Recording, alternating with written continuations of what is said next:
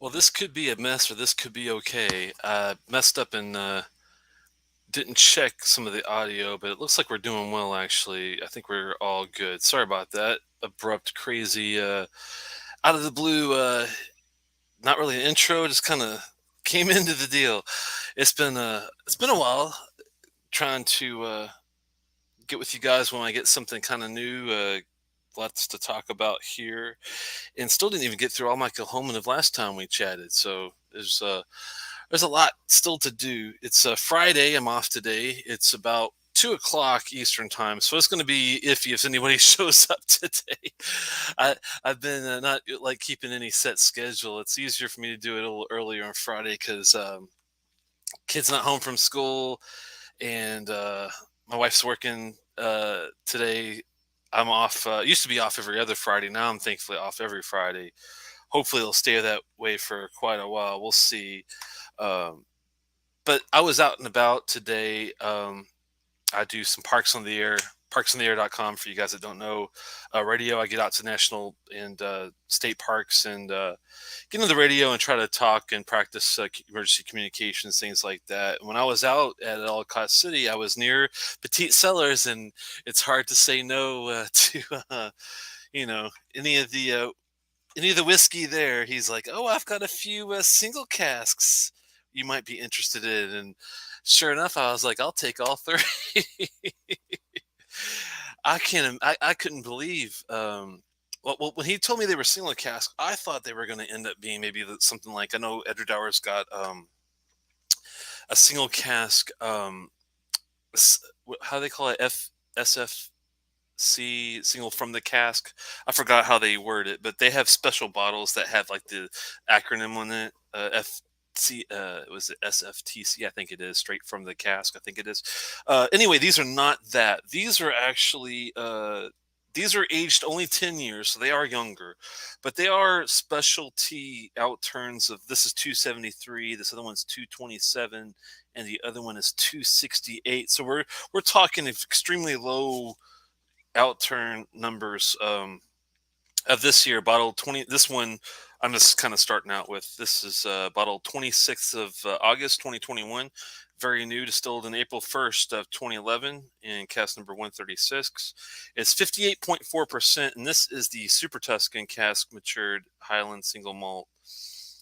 And that will be kind of fun to take a look at. None of these are opened yet. I just literally picked them up. This one's also from the 26th of August of 2021, and this one was distilled March of 30th, 2011, cask number 126.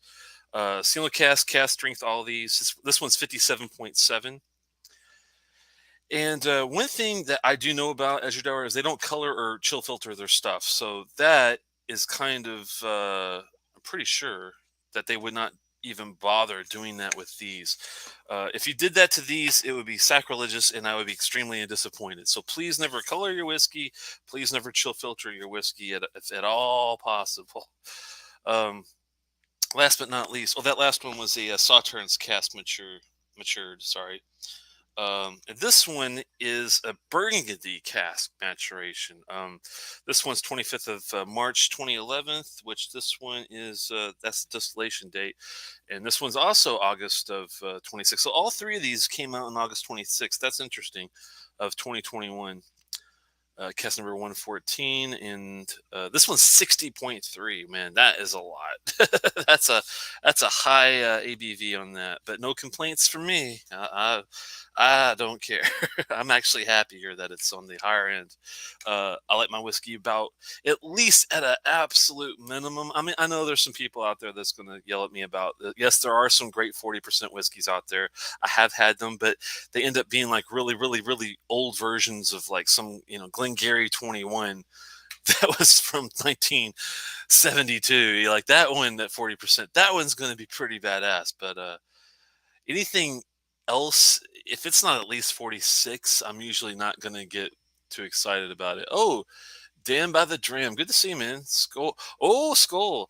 I think that's how you pronounce it, Skull. Um, Tak, Tusen Tak, by the way, if you're from Norway, I believe you might be, because that's the only one I know about that one. Lovely little distillery, and the 12-year Caledonia, a favorite of mine. Yes, yes, I'm a huge fan of let's see, I'm a huge fan, by the way, of Edradour. I think you're talking about this one here, if I'm not mistaken. Is this the bottle you're referring to? I'm just curious. They're damned, and it is. You're right. This is a damn good one. Edradour is one of those great distilleries that I hope nobody else finds out about, but it's kind of sacrilegious that I don't tell people about them, is because that's how good they are. As you can see in my backdrop, I've done a lots of really old whiskeys from all over Scotland, and we're talking, if I can get a 25 year, I'll get it. 30, even like the Nomic, I've had their 30. But most of these are like the highest age of the distillery, like within 500-ish American dollars. That 83 Ball Blair is one of my favorites. But anyway, the reason I was getting to that is because out of all the distilleries, especially when you get into the 25s, man, the Edradour was like top notch, top of the line. I mean, for what your money can get, for the quality you can get, it's really tough to find a distillery that does as well with what they got there. Oh, Sweden, Veldigbra, is that how you say it? Valdigt, if I'm not mistaken, BRA. Very good. Oh wow, another someone else from Sweden. Really cool to see you guys. There it is. Yeah, that's the one, man. Well, I'm glad I had some people from Sweden come along. That's why I started a little earlier in America today, because I was off, and I was like, you know what? Maybe if I start a little earlier, we'll see some of our friends from Europe get into the mix. And it's really good to see you guys. I don't get to hang out with you guys very often. So if you're having a dram tonight, I know it's night for you guys. It's 2 Eastern here in America, in Maryland. In Sweden, I'm assuming you're about an hour or two after England. I'm just guessing. It's 5 hours, if I remember correctly. So that's three, four, five, six, seven-ish England. So you're probably 8 o'clock. Yeah, Veldebra. Yeah, that's what I remembered. It's funny because I first learned a little bitty bit of Norwegian, and as I was learning the little bitty bit of Norwegian, I noticed how close the Swedish was to it. So it was kind of like I was learning a little bit, of both simultaneously. Kind of strange, but uh, I used to do IRC back a long time ago. That's the only reason why I even bothered to try to learn some of it, because there was a girl I chatted with that was in Bergen, Bergen, and this is a long time. We're talking like 1985, 86. There's no telling where Benedicta is now, but I remember she would chat in Norwegian, so I figured, well, I better learn some of these words. So that's the reason I will have a Dinglebat 6 later on. Oh, very cool. Let me see if I can do a little something on the side. Is that the same thing as the like I'm familiar with what is that? Oh, no, I'm thinking of the Dimple Pinch. That's not the same thing.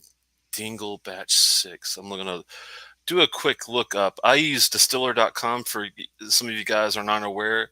I think the guy that runs it might actually be Swedish, believe it or not, too. Let me see if I can find his name. Uh, it's free. They do have like a pro thing where you can spend a little money, and they'll give you, more options for if you're a reviewer like myself, or if you need certain aspects of the site. But this guy, I could have swore that his name's Mikkel, I believe. If you're not familiar with him, I think he runs distiller.com. I think he might be in Sweden, but anyway, I can get off on tangents all the time. Dingle. I've heard of this, but let me see if I can do a quick look up here. Dingle. That sounds familiar. Dingle Original Gin. Oh, they have a Dingle Single Malt Batch 4, Dingle Single Malt Batch 3. You said you got a Batch 6. Oh, they don't even have that one yet. They got a 1, 2, 3, 4, I believe. Yeah, isn't that funny? They have the 1, 2, and 3, and 4 reviewed. Oh, there's a 5. They have a Batch 5, but they don't have a 6, surprisingly, yet. But it's probably because it's brand new. Do you know how long it's been out there, Damned? I'm just curious if I'm kind of looking to see if they have a 6 review yet. let me go back, and the five might be similar. The number five is an ex-bourbon cask, Pedro Jimenez sherry cask, and Madeira wine cask, combination of the cask type for that single mulch five. Irish whiskey. Okay, I never had that one. I have had some Irish whiskeys. I've had like some of the typical stuff, but I usually stick to Scotch. But out of the ones that I've had, I like Redbreast of Middleton. I want to try Connemara. I never had a chance, but if I see this, I do have an Irish restaurant that's pretty close by, believe it or not. So I might try to see if they have any dingle. That might be worth a try. Irish port matured whiskey. Oh, okay, so the number six is a port maturation. That's cool. It looks like number five was a PX slash Madeira combination. Cool. Only have the Edradour 10. Well, you're not in a bad company because that's a really good one too. I've got the Caledonian back here. I have had the 10 before. I might not have kept the bottle, but I typically only keep a few here and there because, as you could tell, I already have a kind of an issue saving all this stuff. So that's crazy. Darkest soy sauce. Wow, man. I hear you. I like some dark whiskey. Let's see how dark this is. I'm just kind of curious. Now, just because these might not be easily attainable in Sweden, you might have a good shot, and even more so than myself as an American, because the shipping and some of the deals, I'm sure I got lucky because distributor was the reason why I was able to get these because Petit's got a pretty good relationship with the distributor for Signatory, which does Edradour. So hopefully you guys are in an area that will have an easy way to get one of these if it looks like it might be something on your alley. Which one should I start with? I got the Super Tuscan cast strength. I've got a Sauternes cast maturation, and I've got a Burgundy cast maturation. I'm familiar with all with these two. I've had Burgundy. The Springbank 12 Burgundy is one of my favorite whiskeys of all time. That will be a good comparison with this as far as my memorization of what that one was like. Hopefully, it's in that kind of same ballpark, if not better. And then you've got the Sauternes, which I'm familiar with. I know I've had Glenlivets that have had the Sauternes. I think the Nick Dwyer might be Sauternes. I've had some Kilholmans that are really good Sauternes cast maturation. And I know I've had some in between some of these distilleries that I've had Sauternes. So I'm familiar with that. I'm not familiar at all with Super Tuscan.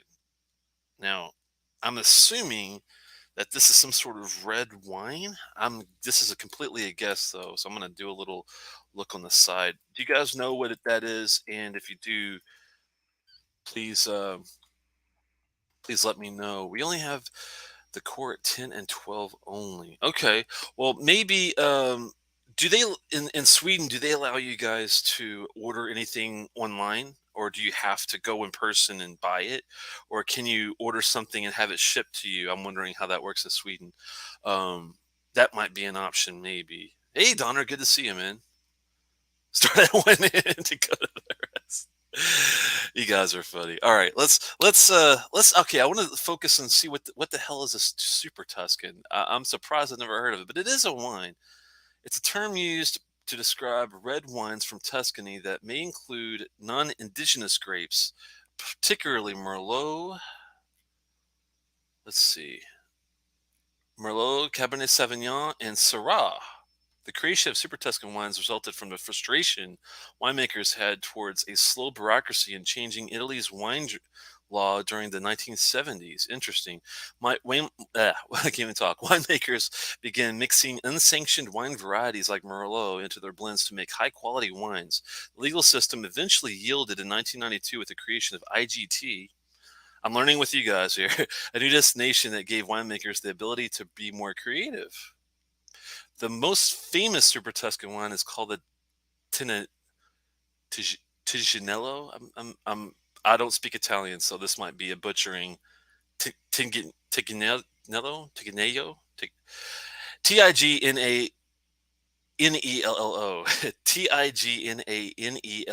Tiginello. I'm assuming and was created by Antinori in 1971. It was the first super Tuscan wine, and today Tignanello is a blend of 80% Sangiovese, and 15% Cabernet Sauvignon, and 5% Cabernet Franc. Tignanello commands about $50. I'm sorry, $80 a bottle American, but you can find many other great value super Tuscan wines today. Okay, huh? Well, I never heard of the Super Tuscan, but now I know why it exists. Wow, I've missed a lot of you guys. Sorry about that. Oh, good to see you there. We just started, Ben, so you haven't missed a thing. This is out of the blue, not planned. I'm just having fun with you guys. Going to be sipping some Edradour here in a little bit and see how good or bad this is going to be. Super Tuscan wine. I never knew what that was, but now I'm kind of excited because I do like Merlot and I do like Cabernet Sauvignon and I do like Syrah. So how could I go wrong, right? Any Edradour or Valakut are top goals for 2022. I hear you there, man. Love Edradour. Unfortunately, they're closed for now. Oh no! Hopefully, they were open in May when I'm there. Yeah, I didn't know they were closed, man. Is it because of COVID situation or is it because of something else? I'm just curious. Let me know when you get a chance there. We can order from EU website, but we are government owned, monopoly owned booze. Okay, so you can order from the EU.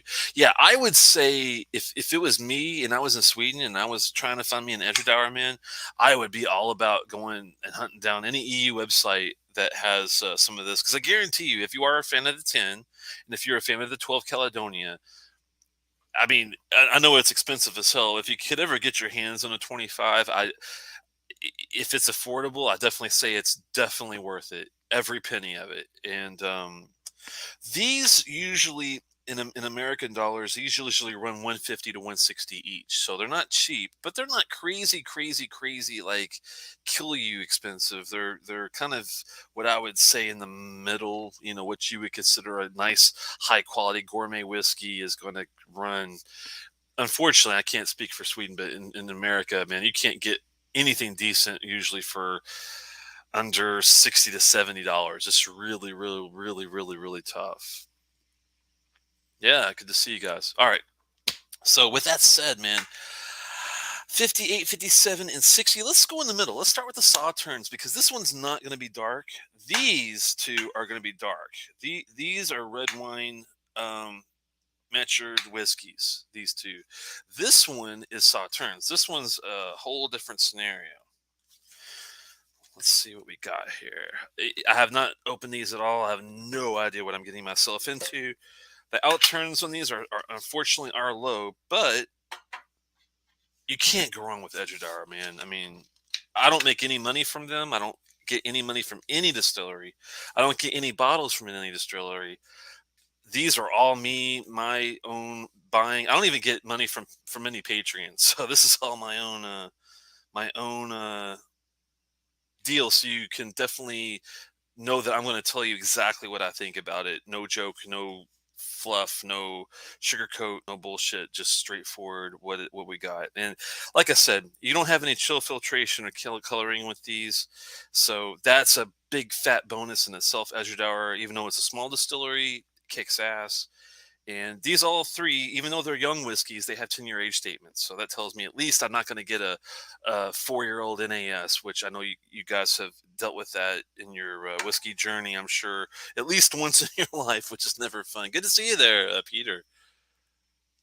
The Abisco decanter single cask are pricey as well. I don't think I'm familiar with that one. I'll have to look that up. Is that an Edradour is that like an Edradour release type, the Abisco? Or are you talking about the Super Tuscan deal? Because I was talking about trying to figure out what that Super Tuscan thing was a second ago. That might be what he's talking about. The decanter single casks. Interesting. Um, yeah, this one looks beautiful, man. For a Sauternes 10-year, that's what you want to see. Look how clear that is. You can see it. I need a hug. You can see I need a huge glass of whiskey, but I need a hug too. Oh man, this is crazy. Total Beverage Solution. Okay, I wonder if that's the distributor. Mount Pleasant, South Carolina. Interesting. Is that a building brands of distinction since 2002? So they're fairly new. What I would consider new, being old.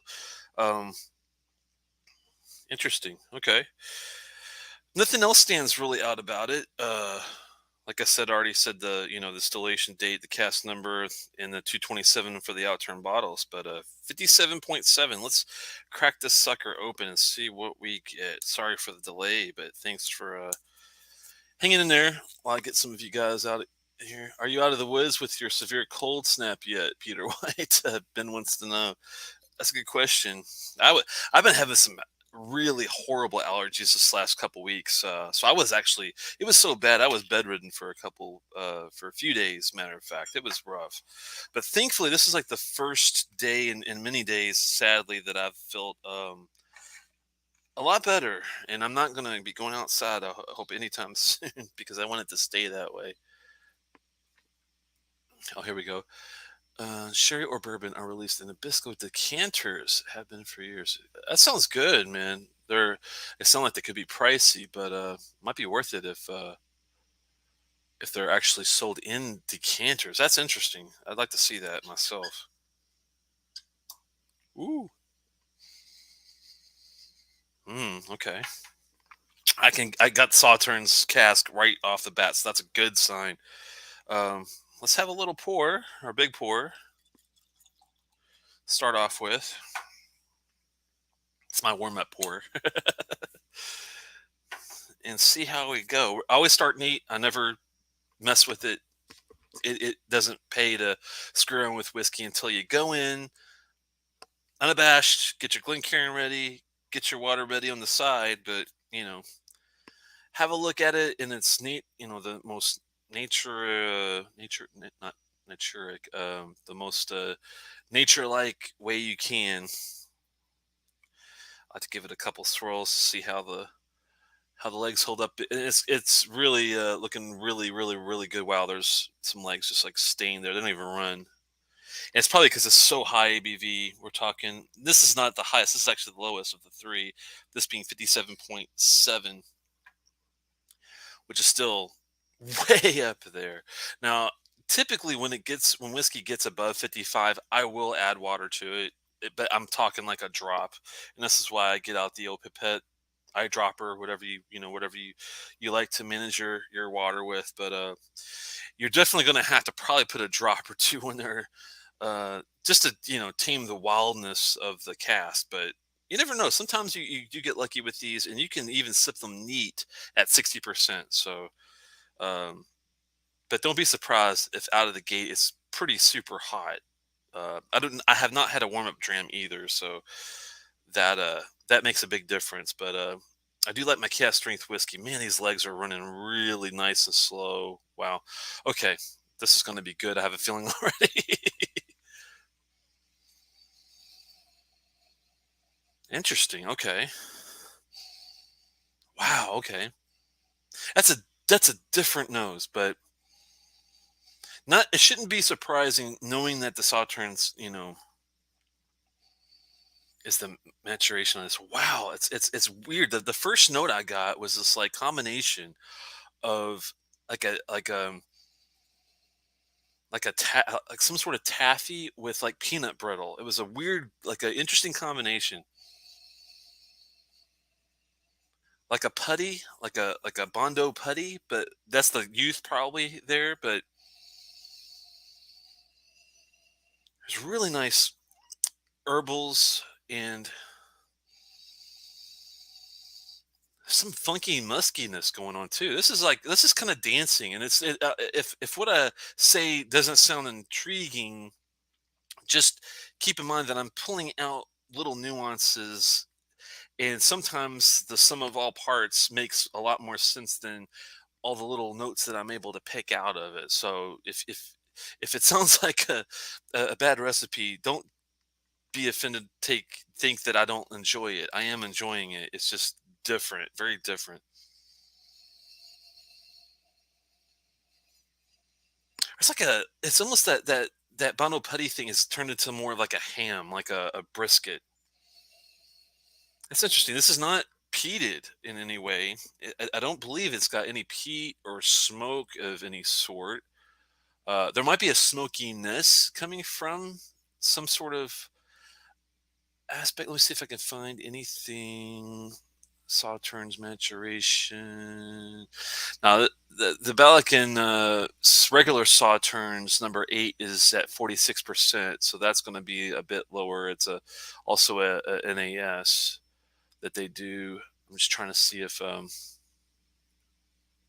yeah, it is peated, possibly if it's Balakin. Now, with it not being Balakin, that means it's not peated. I'm pretty sure that this is just a straight up single cask, not peated,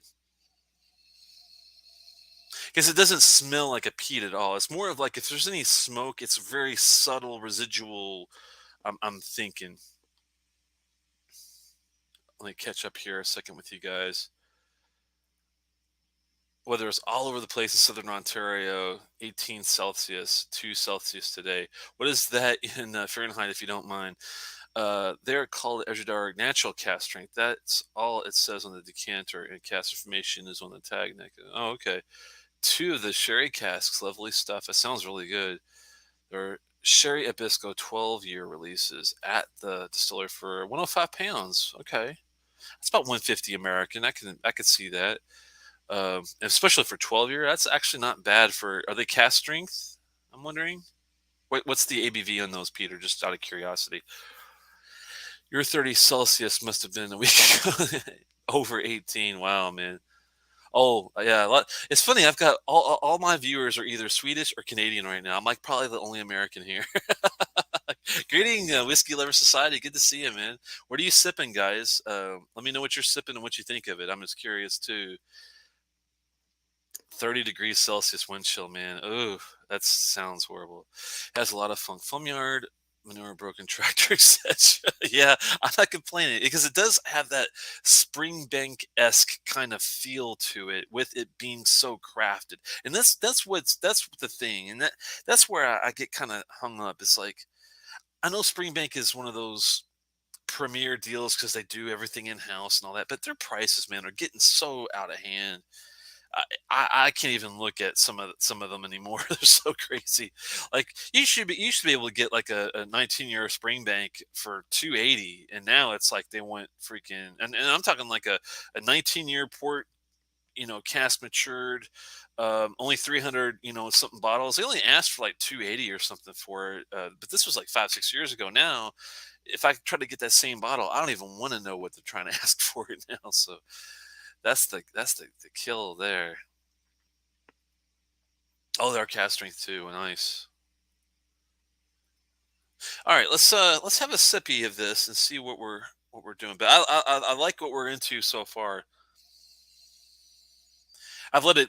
I wanted to give it a break, let it oxygen.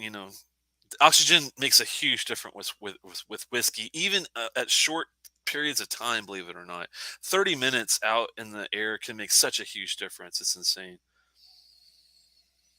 Now I'm getting more of a fruit. I'm getting more of the apricots. That's a first fruit that can got a little citrus, a little orange, a little lemon. Huh. Might be some deeper.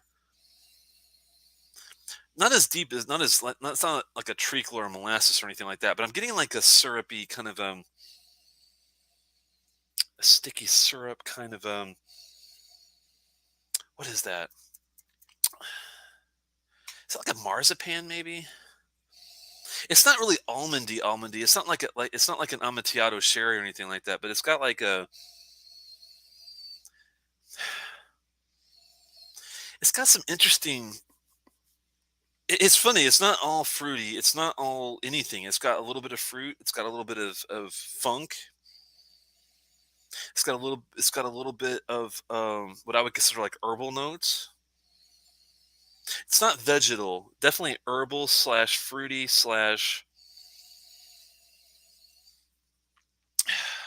It's got a slight what you might want to say minerality, but it's not a bitter minerality. It's got some oomph to balance out the sweetness on the nose even. So that's a good sign.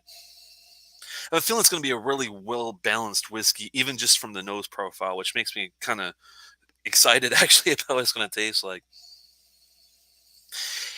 It's got some like medium brown sugar kind of tones to it. I'm not getting any spicy spices. Like I'm not getting black pepper or anything like that per se. No, but there is some sort of really nice deep. It's medium to light to medium, more in the medium side brown sugar. Something bready there too. I could probably go on for hours on that nose, but let's have a little sip, neat.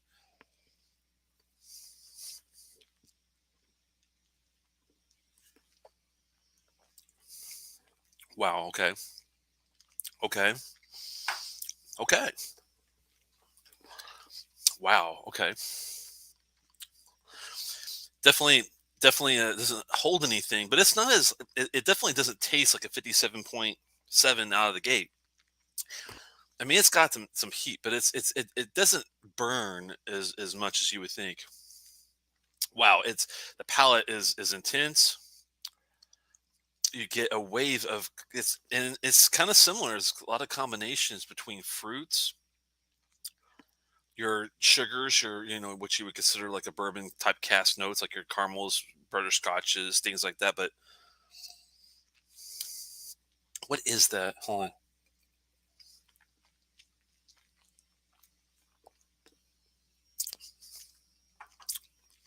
Okay, it's weird. It's like a combination of like a taffy, but there's some sort of hmm. Wow, that's intense. That wine, Sauternes is it's definitely there. It's not as sweet as I was hoping, but I like a sweet dram, so that's not saying that it's bad by any means. It's just the profile is definitely more savory. It has more of a wine um, intensity. I'm not complaining. The fruits are there, the apricots and the a really nice mouth coat. I'd say medium to even on a heavier end because I'm sure that ABV helps with that too. The whiskey is very coaty. It's got an oiliness to it. It's not waxy. It's got kind of a slight oiliness to it, which I really like. Man, the finish is kind of short without any water. I'm thinking maybe water might help with this a little bit. It dries fairly quick, but the ABV, that's makes it not surprising. Hmm. I mean, it's got some nice vanilla notes, some buttercream. It does have some rough edges though, but that's 10 years maturation with the high ABV is probably why. But if you like Sauternes, I think you're going to really like this one a lot, though. I'm going to definitely have to get back into that. One second. Cask strength and bourbon cask available now. It's 13 year. Wow, 180. That's not bad for the ABV and the craft and that. Very funny that you asked. Bottle killed my generic teacher's blended scotch. Not a fan of simply making shelf space. I know how you feel there, my friend. I got a bottle of Bell's that I think have been sitting in there for like 4 years. I got to get through at some point. Very descriptive, Tim. Which one's Tim? Is that Do we have a Tim? Maybe he meant Ben. I don't know. Donald is 30 minutes from me along the 401. -20 is rare, and -30 for sure. Yeah. I think I need to track down some marzipan and actually have some again to refresh my memory. Yeah, marzipan is the way it's like if you ever had Amontillado sherry, it's very very almondy tasting. But this is not that per se. Marzipan is like a mixture of that almond kind of flavor, but a lot more subdued, and it's got that little twinge. I don't know. It's hard to put in words. That almost like a slight funk to it, but it's if you could think of almond with like baking baked almond. I'm not sure how to really put it. It's sweet, but it's got a funkiness to it. I'm not sure how else. Can anyone else say what they think about marzipan? It's one of the first things in whiskey that I really got into flavor wise. Like it was one of those flavors that really stood out from the get go. And yeah, it's like an almond paste, but it's not nearly as intense as Amontillado cast matured whiskey. But it's definitely got a little bit of an almond tinge to it. Good, good. My soon-to-be engaged sister-in-law is moving to Miss I can't even say it Mississauga with her family and coming out to Edmonton in May. Nice, man. I can't believe how many Canadians we've got. I found that. Oh, Mr. Gerbic, good to see you, man. You guys are always lurking. It's so funny. I found that many of these non-Oloroso sherry casks of whiskey are let down. Yeah, if you're, this is definitely, as you can tell, is not. I mean, these two are going to be red. That's the good news. Now, stick around, Mr. Gerbic, because the Oloroso, it might not be Oloroso, but the Super Tuscan, which is Merlot slash Cabernet Sauvignon slash Syrah, and also I've got a Burgundy. These two are going to be phenomenal. I have a feeling that I'm really going to enjoy them. But if I was, I mean, I'm a Sauternes fan, but if I was more of a Sauternes fan, this would be right in the scene, you know. So I want to definitely give that out. I am a fan of this cast, but it's not my absolute favorite. So that is the only reason why I'm not like probably more into it already out of the gate. But I'm about to add a drop of water to it, so that might. Let's do that while we're talking. Controlled drop or two of water. That should do it. I'm not going to overdo it. I'm just going to do a couple drop splash in there and see what we get. Let it, give it a couple swirls and let it sit for a bit and see what we get. Hey, yes, good to see you, man. Everyone is loving the Aaron Sauternes cast strength bottles. Need to get one at some point. It's everything Aaron I've had is wonderful. And that's another whiskey that right up there with the on my journey is along with Edradour being the standouts for at least especially for this year being which whiskey distillery is doing a really good job. And you're right, Aaron is one of the very few that's really kicking ass out there, I think, in my opinion. Off to work, so have fun, everyone. All right, good. Thanks so much for dropping by, Donner. Always good to see you, man. Anytime you got a chance to come in and chat with us, I appreciate it. They're saving a decent amount of coin selling Mississauga and buying in Edmonton, which is even cheaper than Calgary. Chinooks are so beautiful to experience. Yeah, I imagine. Huh. Well, we've been letting this sit for a little bit here. Let's go in and see what we get. My nose is not tame, at least, so that's a good sign.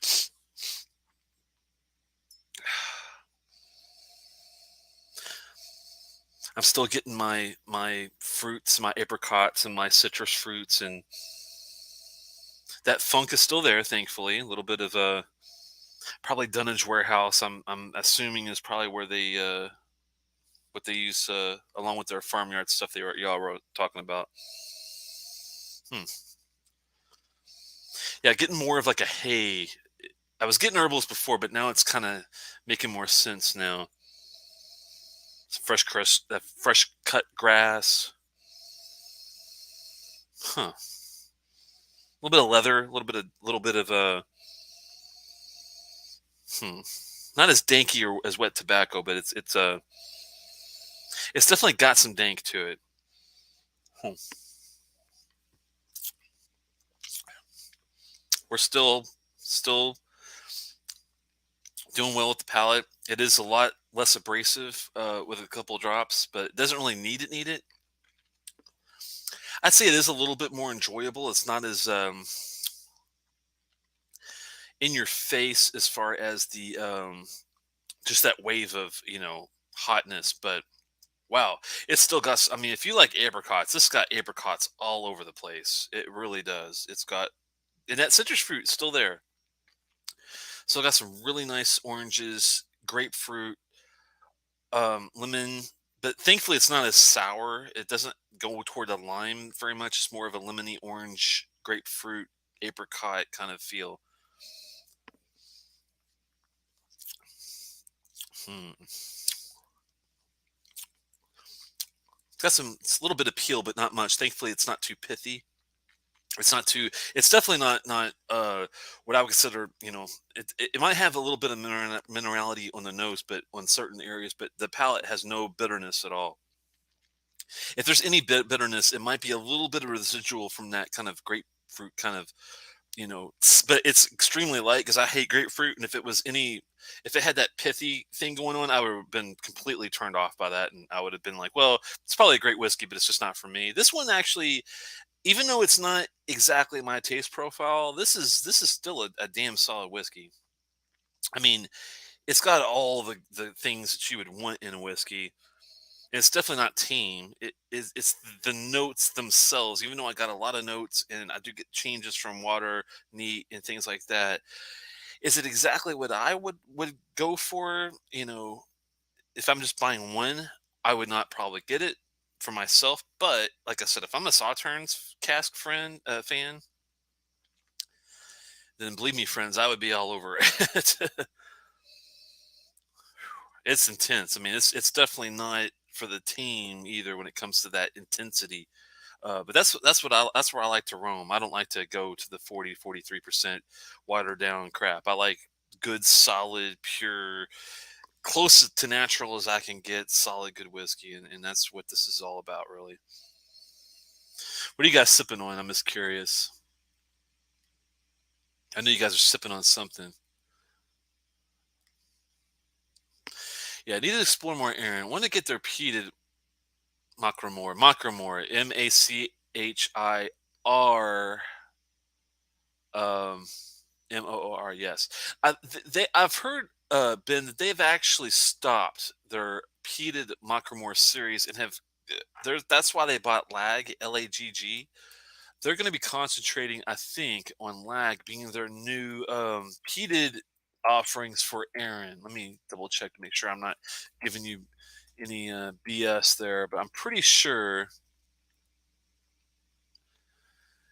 Yeah, digs deeper. Look up lagwhiskey.com, Ben.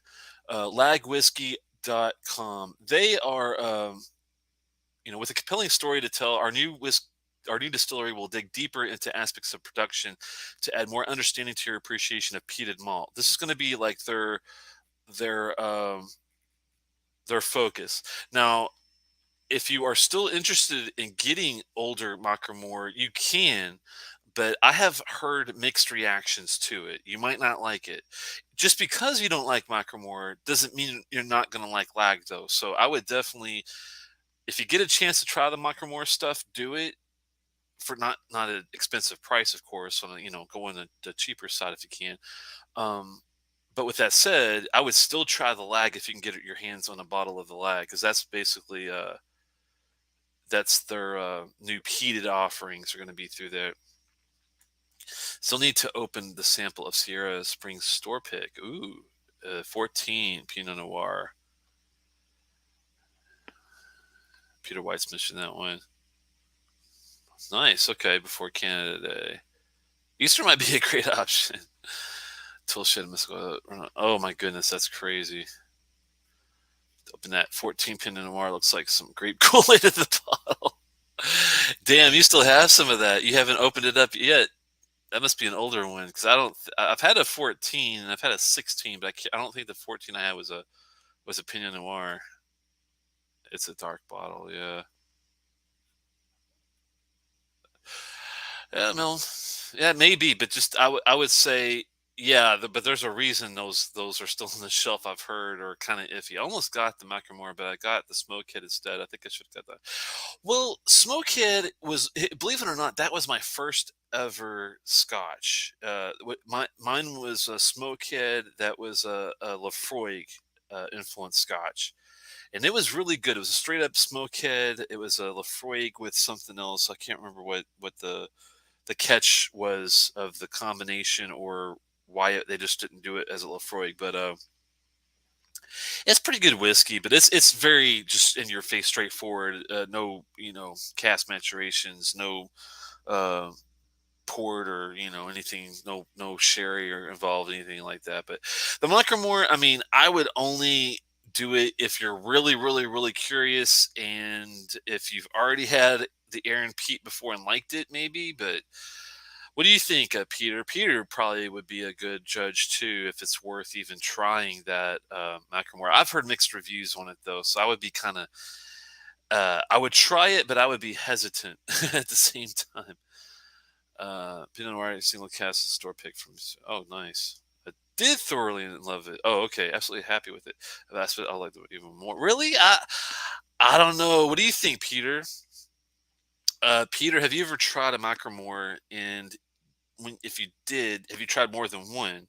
And if you have you liked them all, or were you kind of like, uh, on the Macklemore series? I'm just curious. Only have had a one dream of Aaron 10. That's it. Only Aaron I've had. Oh, dude. You need to get, depending on how much you want to spend. Now, if you can afford one, I would definitely get an Aaron 18. Aaron 18 all day. Aaron 21 is pricey as hell, but it is worth it. I have bought one myself. I've heard the 18 is even better. I haven't had it myself, but I would definitely save up for the 18. The new, I've heard the new quarter cast, the Bothy, is really good. All the new stuff I've heard is pretty damn good. So, if you're looking for Aaron, I would definitely shoot for. Sorry about the lighting here, guys. It's really bad, but I'm trying to balance it a little bit better here if I can. Not so much that way. Anyway, there's a that big blue bottle there. That's an Aaron 21 right there. If the new series, I'm trying to see if you guys can see it a little bit better. Maybe not, but it's the new series has a real basic front on it. That's like how you can easily tell the new versus the old. The old has more of an actual script to it. This one's more of just like a flat. It's real matte, matte. It's real matte looking. It doesn't really.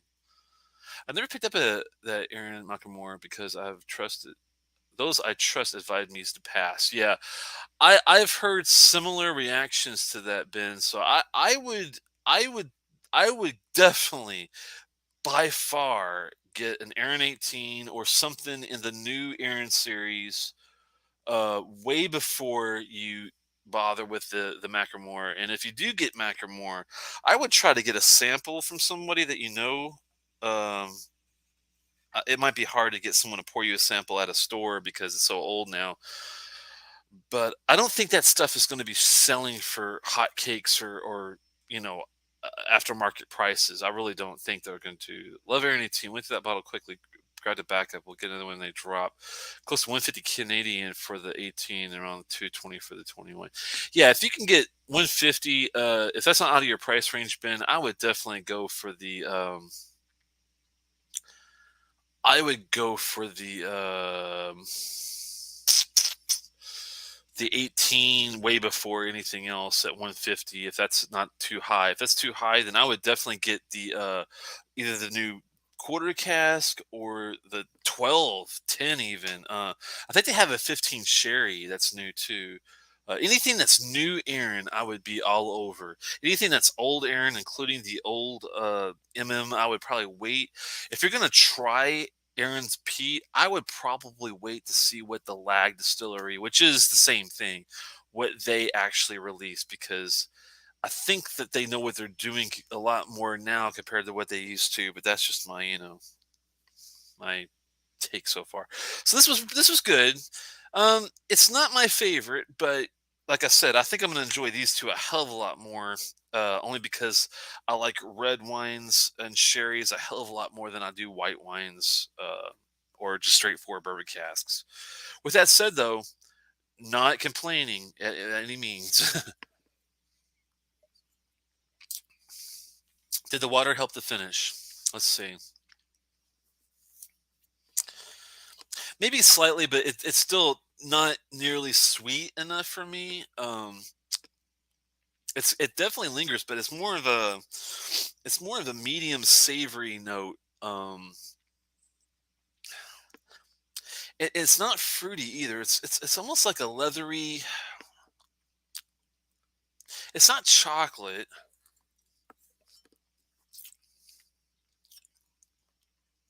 What is that?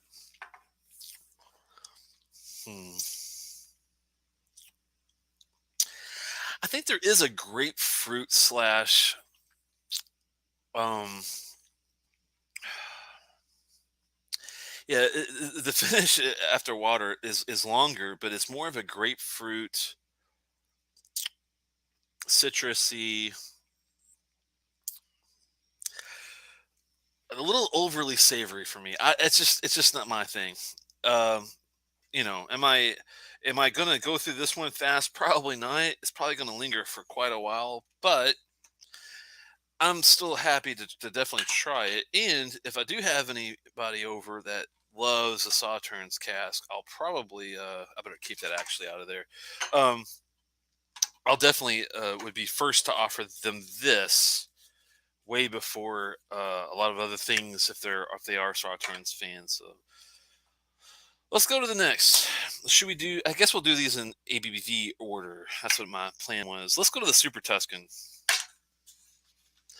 Let's see what we get out of the Super Tuscan. I am excited. This is the one that I was talking about earlier with all the crazy reasons why it even exists. Never heard of it called that. I'm very familiar with Merlot, Cabernet Sauvignon, Syrah wines, but I've never heard of them being combined as a Super Tuscan before. And now going through all that, it makes a lot more sense. Let's get a fresh glass. Let's have a little wah wah on the side and see how it goes here. Is that a quarter cask one? Yeah, there is a quarter cask Bothy one that's really good. That's a new. I would definitely snag if you can. Yeah, man, any whiskey, man, like from Aaron or Edradour, it's probably not gonna last long because it's so well crafted for such a low price comparatively to Macallan and you know all the big wigs, Belvany and Springbank, etc. Their prices are way too high comparatively uh, to some of these other guys that we're getting into. Let's see what we got. Ooh, nothing better than a nice, freshly removed cork, right? I don't like many things more than that. This has definitely got some color to it, thankfully. 10 years though, it's not going to be super dark. I didn't expect it to be, but hmm.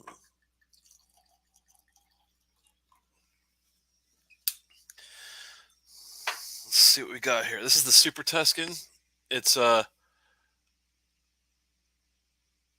yeah, Highland. Let's see. First of April 2011, cast number 136, August 26, 2021. 273 bottles, 10 years, cast strength, single cast, 58.4, and no color or chill filtration on this sucker. I guarantee you. Thank God Almighty. So let's go get us a little bit more here. Where was I? Yeah, and this it's because of their new stuff is this is all the well it's a couple years old now, but I mean all their stuff is pretty new. I know the make is completely different, like the whole thing is a completely different deal than the old. Sorry, I'm kind of moving some cabling around on my feet there. um that's all, a bit different, but I don't know why this lighting is really bothering me. Sorry guys, let me see if I can get that a little bit better, maybe. eh. I don't think there's any real way to win the lighting thing here.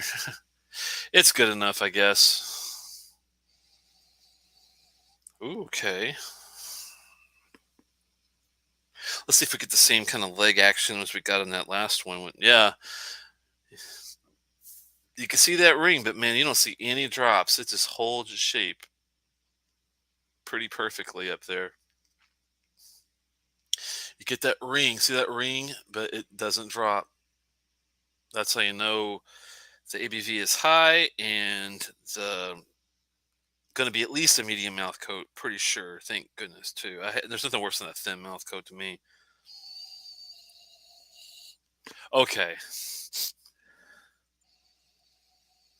Yeah, I'm getting a little even more funk on this one, thankfully.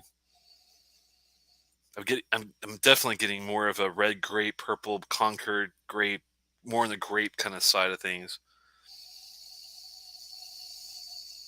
Mm.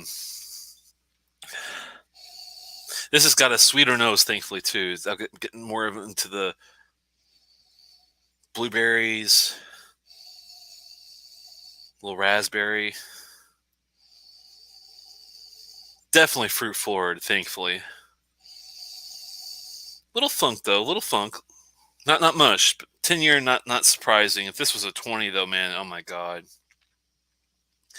I would love to see the same series in a 20-year option. I know it won't be 150, 160 for that, but man, that'd be nice if that was an option.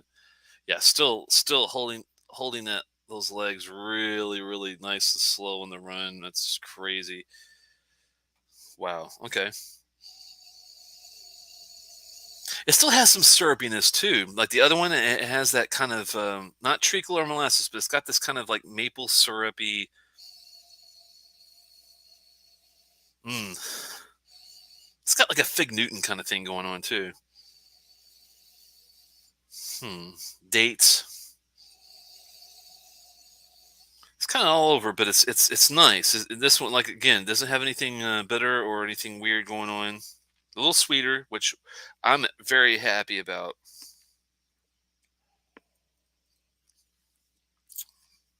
We're going to neat. Oh wow. Okay.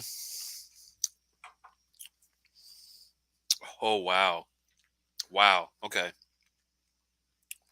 That's more up my alley. That is way more up my alley. Oh man, I mean, Sauternes cast is all over that one. Don't get me wrong. I mean, it's definitely not timid by any means, but you better like a Sauternes cask in your face in that last one. This one definitely has that trifecta of the Merlot, the Cabernet Sauvignon, Syrah. Kind of, I definitely sense it. Definitely, almost like a peanut butter and jelly sandwich kind of thing going on. Huh. I really like I really like the fruit in this one. I love this. It's not sweet. It's funny. This, I'll be honest, this Sauternes had almost no sweetness involved. Very little sweetness. This one is definitely, I would not consider a sweet dram, but it's definitely got more of a better, sweet enough balanced profile for me to really, really enjoy this one comparatively. Oh, wow. But like I said, if I get a choice of wines, I'm definitely going to go for a red before I would go for a white. So take that into account for you guys that are big white wine fan drinkers. You're probably going to love that Sauternes because it definitely is in your face. But man, I love the sweetness in this one comparatively. But it's, like I said, it's not overly sweet. It's definitely got savory notes to it. The grapes are very round and full. It does have almost like a peanut buttery walnut kind of thing going on in the background too.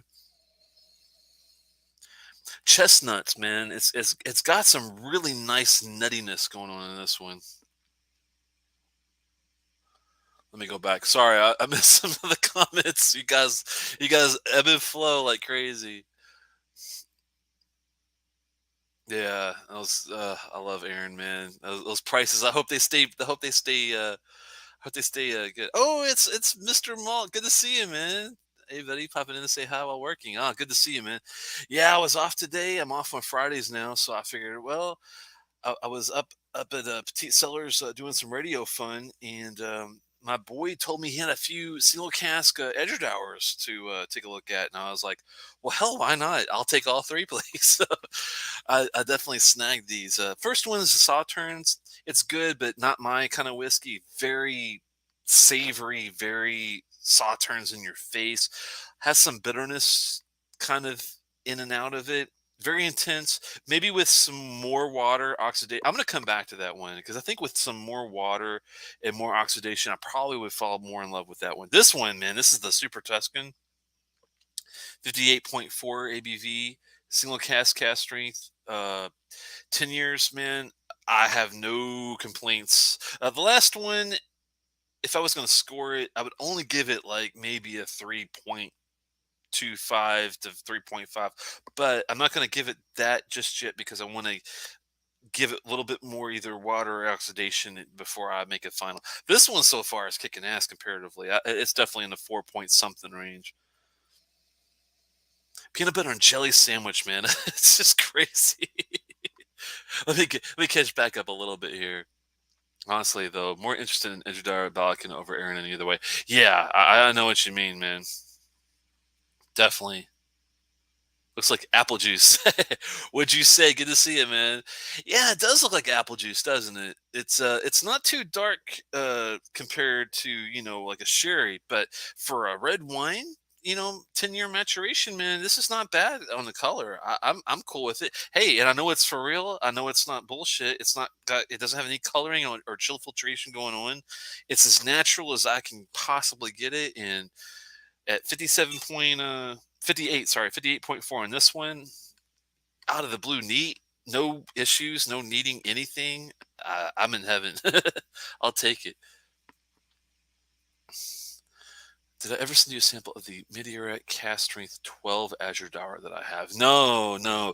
Um, And I still have, believe it or not, a couple things. So what I might do, Eric, if you're up for it, is don't put a date on it just yet. But let me see if I can send a couple things maybe on the side to you. I'll get with you on the side and see if I can get a few things out.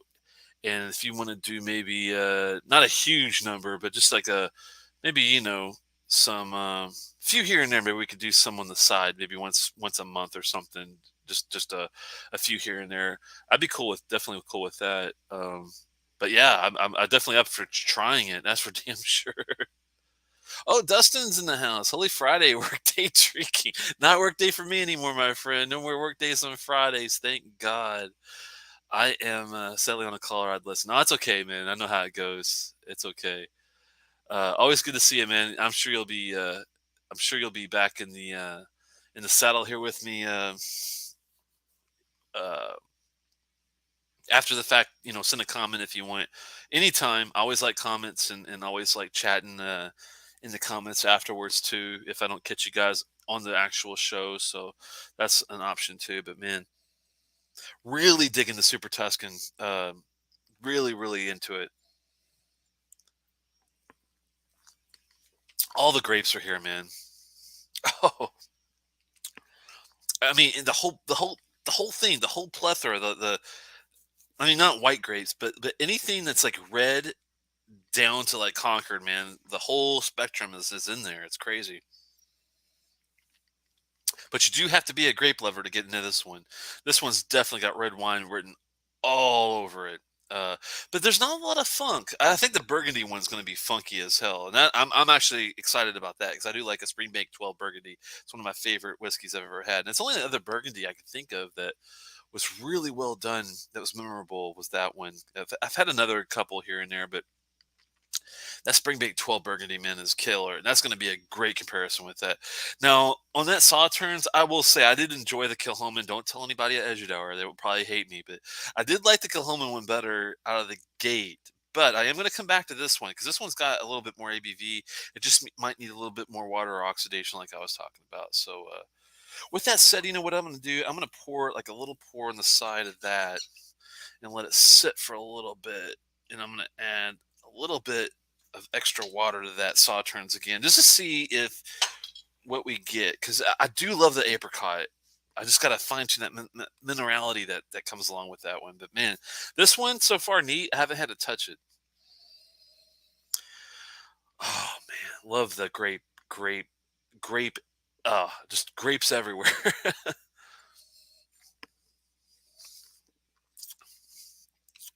Mm.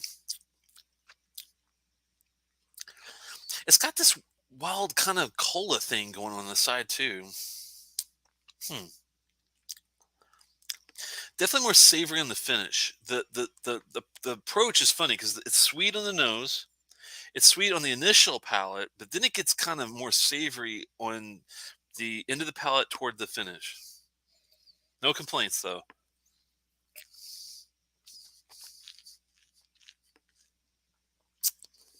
That was a big gulp. Oh, mm. Love the dry. the dryness of that grape that comes in after the fact too. Mm. Nice, nice spice to this too. What is that? Medium, not cinnamon, more of a nutmeg. It's got like a nutmeg spice thing going on. Okay, hold on.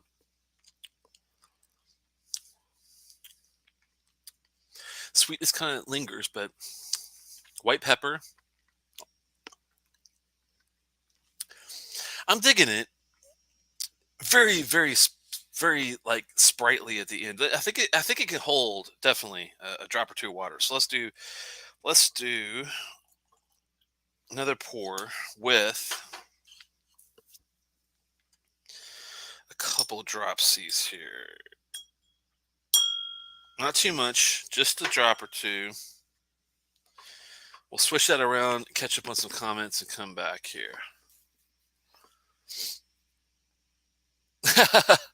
Yeah, sorry. It was kind of a spur of the moment thing. Hey, Jason Coates, really good to see you, man. Yeah, Richard Blancas, that is his old handle. That's right. Good to see both of you guys. What are you sipping, Jason and Richard? I know Dustin is stuck at work as well as Eric, but Whiskey Scout, good to see you as well, man. I had some decent Bordeaux like cast last night from a sample I got. I noticed some dark grape notes in it. Bordeaux, man, yeah, it's funny. Deanson's got some really good cask matured influenced whiskey out there too. Um, I'll have to get me some more of that because the stuff that I have had that they've done has been pretty good. I haven't had a lot of it, but the stuff I've had is pretty good. I am a fan of their stuff on the deal, but so far, man, this Edradour, the Super Custom is one we're on now. We're gonna do this Burgundy here in a little bit, but so far I'm pretty happy with it.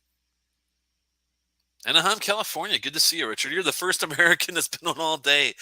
The first people have been Swedes. I've had a lot of Swedes. I've had a lot of Canadians. But you're the first, I think, from the United States that have been here, believe it or not. So welcome, my fellow American. No complaining.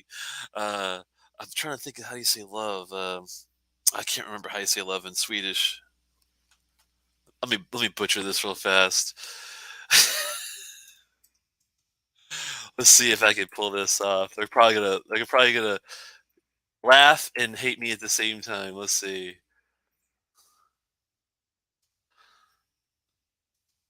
I'm sure I'm not gonna say this right. Hold on. Jag. Oscar alla svenskar. Jag all yeah, jag Oscar alla svenskar, man.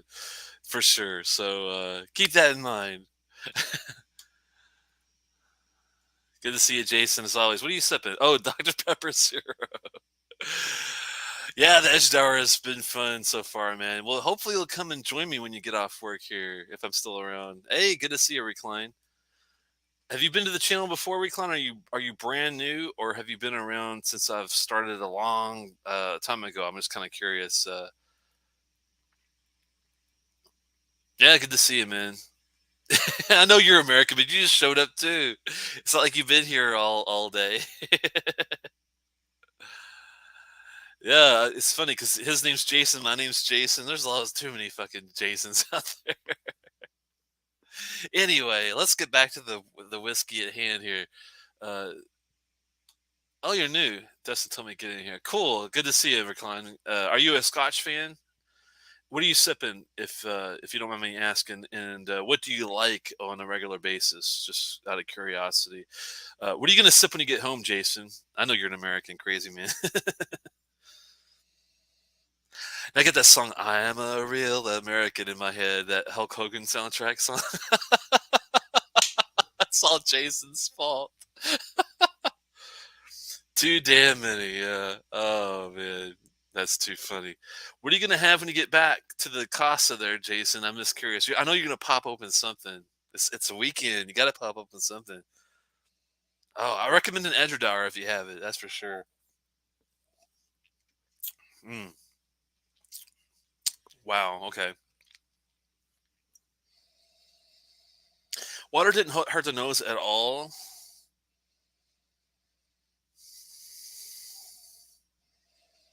Still have a really, really, really nice notes here. Mm, okay. Yeah, I mean, it's still got this like this. It's got this combination of like a really nice balance of savory notes, sweet notes. I'm still getting that butter, that peanut butter and jelly sandwich, man. A little bit of cream on the side. It's really well balanced. It's crazy.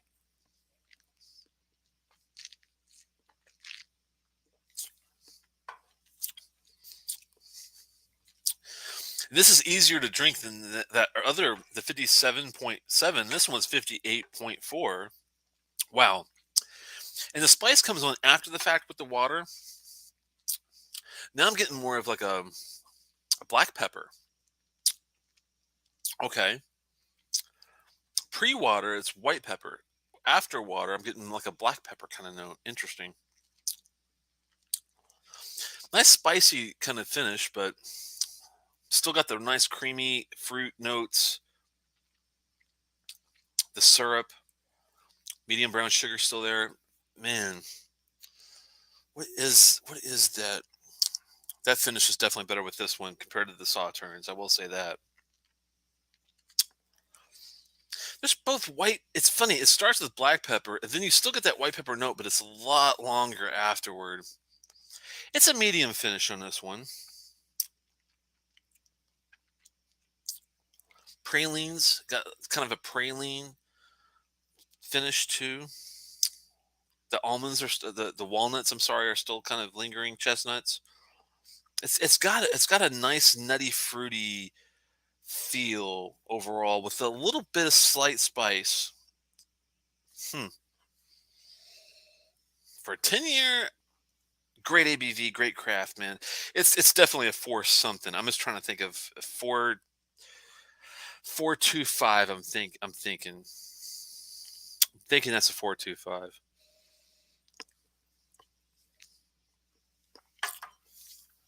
I'm thinking. Oh, I am home. And I don't know, maybe a sample killing night. What are you gonna start with, Jason? Pick something, man. Pick something. You got to pick up something with me. Scotch. Maybe if it ain't peated. Only bottle I have is a Brooklady a la Barley tonight. A Stella Artois and some bourbon. Okay, I'm not knocking you there, man. Not knocking you there. If you are gonna have a Scotch and you're not really into the peated thing, but Brooklady Isla barley is peated, isn't it? I thought the isn't. I guess it's not. Maybe that's just a straightforward barley. The classic barley, isn't that what that is? I'm trying to think if I have a bottle back here still. I've got the classic barley somewhere back there, but I might not have kept that bottle. But either way, that's pretty good. I guess no, I guess it's not peated. It's just really intense because of the way it's farmed, from what I remember in Brooklady. Really good. An ex bourbon Edradour open. Is there anything other influence besides the ex bourbon, Jason? Is it an NAS or is it a year? Also, I'd like to know, just out of curiosity. Is it an age statement, and is there any other cask influence? If you don't mind, let me know. Excuse me. Did you try? Excuse me. Wow, residual. Telex, did you try that Springbank 12 cast strength 56.14 cast blend? Oh no. Sherry, bourbon, burgundy, and port. Got one stashed, not tried it yet. I did not know that they did a. I mean, I have had the 12 cast strength before many years ago. Not many, I should say more like 4 or 5 years ago. Um, got it for 110 bucks. It was a straightforward. I think there might have been a little bit of sherry in it. Probably not much, but I remember it being really well done, really good, kind of funky, really great, ABV, of course. But I don't. I definitely. I'm pretty damn sure it was not a four-way cast blend. That would be something else. If you've got one stashed, man, I wish you had two stashed. So I could buy one off of you. Next time, get two so I can get one for not an inflated price. By the way, too. Yeah, you're lucky, man. A lost cause. Good to see you, man. It's been a long time. Oh, he's got an Edradour SFTC Sauternes. Now, it now I have heard of the straight from the cask series. Now this one's different. What is it? What's the difference between what you got there and this one here? I'm just curious. I think that the straight from the cask are also cask strength single cask, but I can't remember if they're older, if they're NASs, or if they have different outturns. This was only 227, as you can see. But is there like a what's the what's the catch? What's the deal there? Just out of curiosity. And have lost cost. Have you had this one? If you haven't, are you a Sauternes cast fan? If you are, I will talk to you again here in a little bit. It's one of the Abisco decanters, 11-year all bourbon. Oh, cast strength tasty. Oh, you're a bitch. Oh, you're killing me. We were just talking about those Abisco decanters. I've got to get my hand. I got to start collecting some Edradour, I guess. This is sad. Ah. Oh, see you later, Ben. Good to see you, man. Thanks so much for stopping by. I appreciate it. The SFTC are different years all the time. Not sure the difference. They come in a newt crate, though. Interesting. Okay. Huh. Yeah, this is weird. Just to show you a lost cause. I was lucky, man. I went up to my favorite nearby whiskey shop, and he's like, "Hey, I've got some Edradour Silicast. Do you want any of these?" He's like, "I've got the Super Tuscan, which we're trying right now, and we also have a little heavier since it's still in the bottle here. The Burgundy, same kind of series there, and we're also looking at, which I've already done. You can rewind and watch later. But I'm about to do the final part of this Sauternes deal here. So we went kind of crazy and got all three. Not crazy for me, but crazy for most people, I guess. So let's have some water and go back to the Sauternes and see what we got.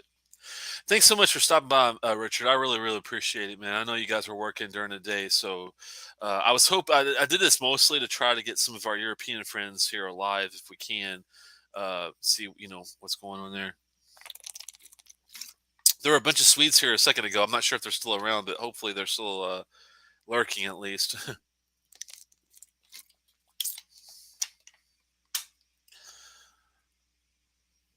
Keg and bottle has a Sauternes cast strength pick that I like that right now, a bit pricey though. Okay.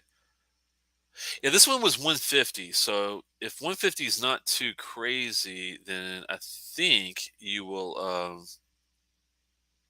Wow, everyone likes the Edradour Burgundy. I like what I hear so far. I haven't tried it yet, so we're about to pop that open last. But let's go back.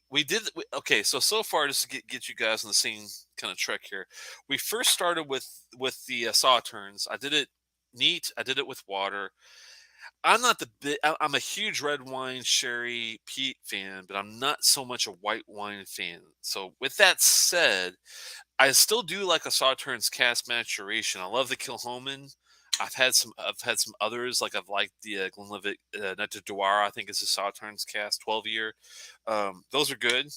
This one, man, was so intense to the point where it was getting bitter and it had no sweetness really involved. I got apricot, but to me, apricots are not very sweet. They're enjoyable, but they're really dry. And I was getting a lot of it was balanced with astringent kind of minerality, but something just wasn't really kicking with me on this one.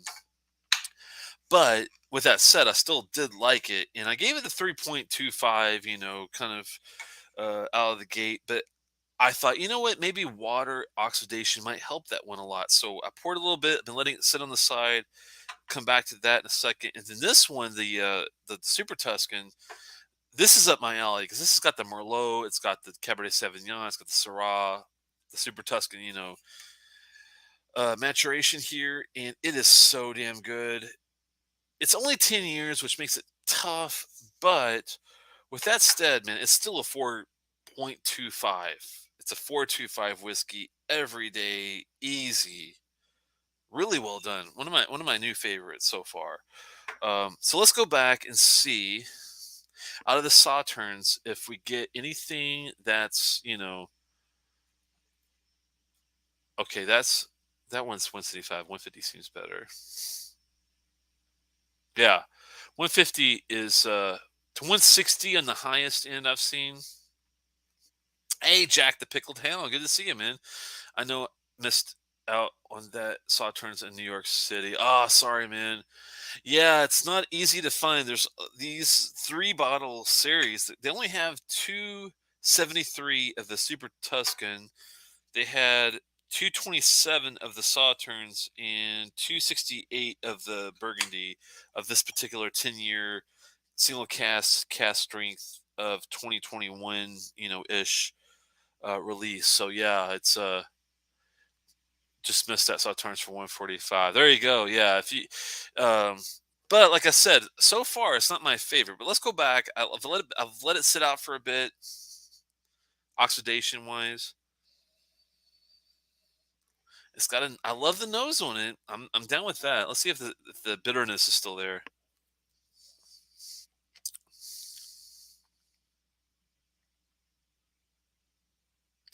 Jag Oscar Alazvinskar. That's how I should have said it. Yeah, it's still got this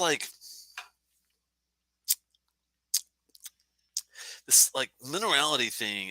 I'm not down with that. So let's add a little water to it. I mean, I've let it oxidize for a good 20 minutes, and it's still not. That's not helping. So let's try some more water. I'm gonna try more water than I did last time, just to see if I'm gonna balance that with a little bit more. Except I didn't have much in this glass. Let me try to. Oh, that's the. Hold on, that's the wrong bottle. I'm all over the place here. Let me get rid of this. Hold on. Okay, let's go back to the Sauternes. It's so it's got this bitter astringency. I don't know. There's something about that one. It must be the Sauternes. That's the intensity of the Sauternes must be like really, really, really got like a bitter note overall to it. The people that are Sauternes fans, um, if you're a Sauternes fan, do you get minerality or bitterness from the cask at all? I'm just curious. Oh wow, Drew Bills, man, good to see you, man. Really, really, really, really, really, really good to see you guys. It's been a while. Scotch for Dummies in the house, and I really appreciate you guys stopping by. Having a little fun with some Edradour here, Drew. We started out with some Sauternes. We did a little fun with the Super Tuscan. About to look at the Burgundy again, but I'm going back to the Sauternes because it has this minerality bitterness thing that's not driving with me. So what I thought is I'll add a little bit more water to it. So I poured that by itself. I'm gonna do a little bit more because I am gonna put a little bit more water in it just to see if it helps. Hopefully, somewhat. You never know with this stuff. It's such a trial and error thing, as you well know. I'm put a little bit more, not a whole lot, but just a little bit more than I usually do, just to see if this is going to help with this particular deal. Have you had this one, Drew? It sounds like you have the the Sauternes cast matured Edradour deal here. Anybody else? Are you a Sauternes fan?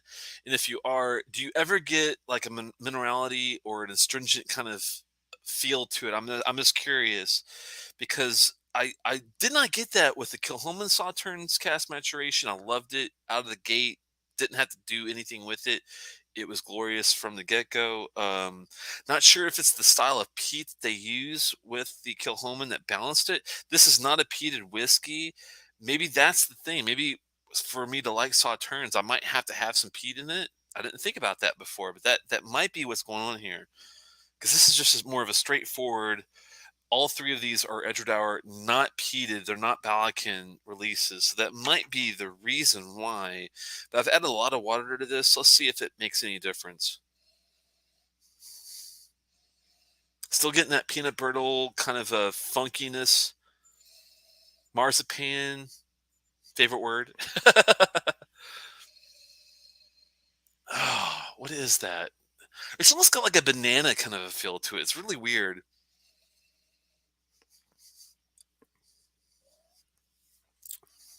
Now I've watered the hell out of this, by the way.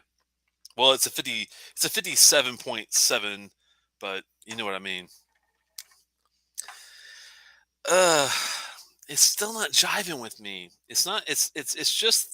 I think I've found out, sadly, that for me to enjoy a Sauternes cast whiskey, I've got to have peat in it. I think I've just kind of came to that realization on that. Yeah, the Edradour is what I was. And the weird thing is, Drew, I like that one a lot. The 12. I mean, I've had the 12 year, and I know they recently dropped the 12 years, and they're just doing an NAS. But I'm wondering if hmm, that one's pretty good too. What is it about this? I'm not digging. Is it maybe it's the intensity of the cask. I tend to like Sauternes cask, peach, honey, and tobacco. That's the thing. That's the thing. I'm getting the apricot, peach, honey, and tobacco. But with this particular offering, there's something about it that's got like an astringent bitterness to it that I'm trying to get around. I'm hoping that the water will help, but man, it's not jiving as much so far. What are you sipping today, Drew? Are you at work right now? Are you at home, or what are you up to? And really good to see you. I got to talk to you some. I got to talk to you about some music, man. I've been diving into some crazy drums, mellotron, analog synth, Korg, old school stuff. We got to talk sometime. Um, that's a whole nother discussion. But anyway, oh, working here, drank enough last night. I hear you there, man. Is that a one finished in Sauternes or full 10-year maturation? Good question. That does make a huge difference.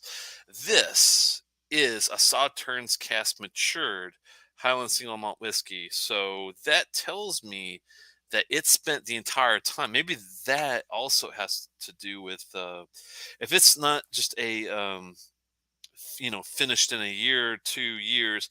I think that might be the difference. Maybe I don't know. Yeah. Um it's funny, Jason and Drew and myself are big into synthesizers. I've got like a Mellotron, I've got an old Korg MS, what is that thing? It's some old workstation. I got some Roland stuff. We should like do some music on the side, guys, for real. Because I've been wanting to do some cool stuff, but it's hard to find people that are interested in music in general that don't want to do the typical 4/4 on the floor. I'm into like yes, Genesis, King Crimson, Porcupine Tree. I like some intricate stuff. So if you're not afraid of that kind of stuff, I'm all for doing some side musical stuff with you guys. I might even send some stuff to you on the side just for fun. I definitely will. By the way, I might, yeah, I might do a live, might do some sort of crazy show with that. Yeah, I'd assume some the Sauternes cast is European oak. No, the Quercus alba is the European oak that you're thinking of. Sauternes cask is like, isn't that different? Hold on, I thought that was like its own type of wine. Isn't that like its own type of red wine or something? Hold on. Yeah, it's a French sweet wine from the region of Sauternes. Same. It's a section in Bordeaux.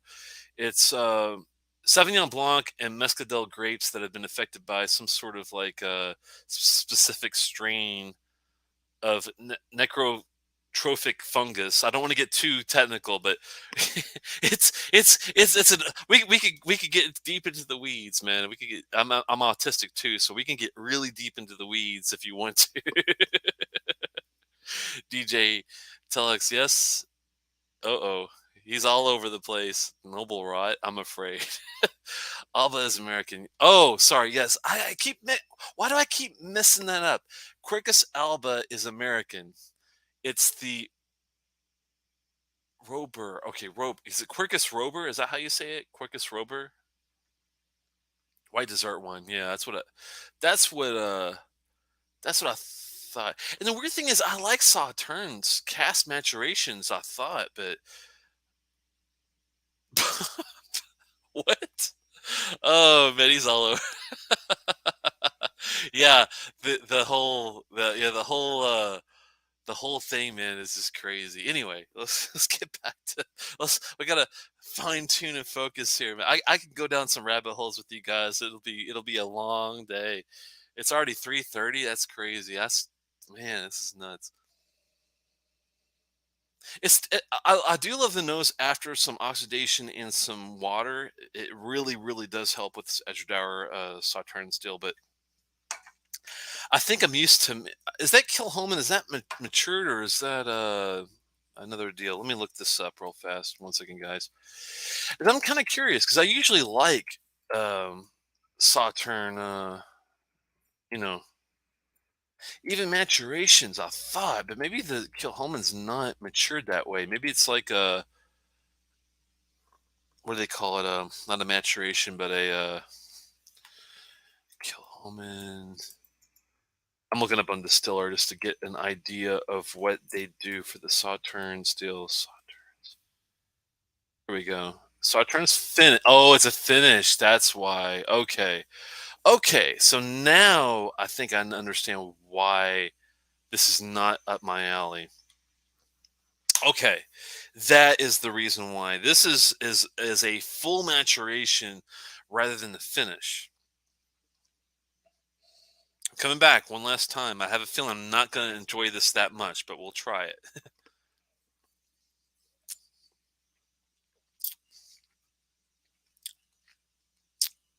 Yeah, it's too. Yeah, it's just it's not gonna that's not gonna happen with me.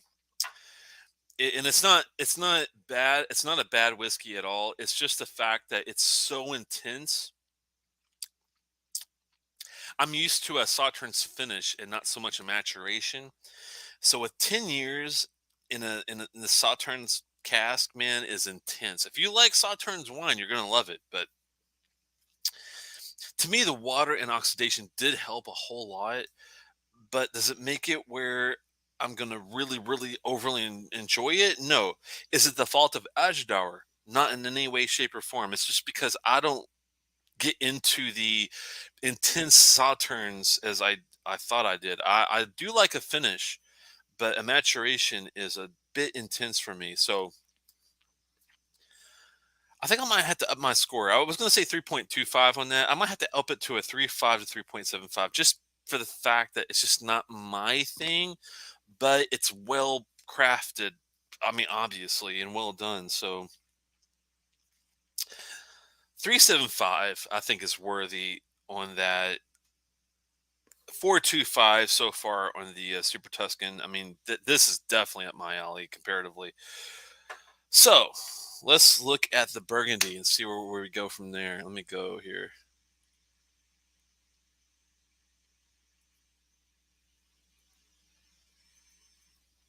Check, let me catch up here. Sorry, guys. One second.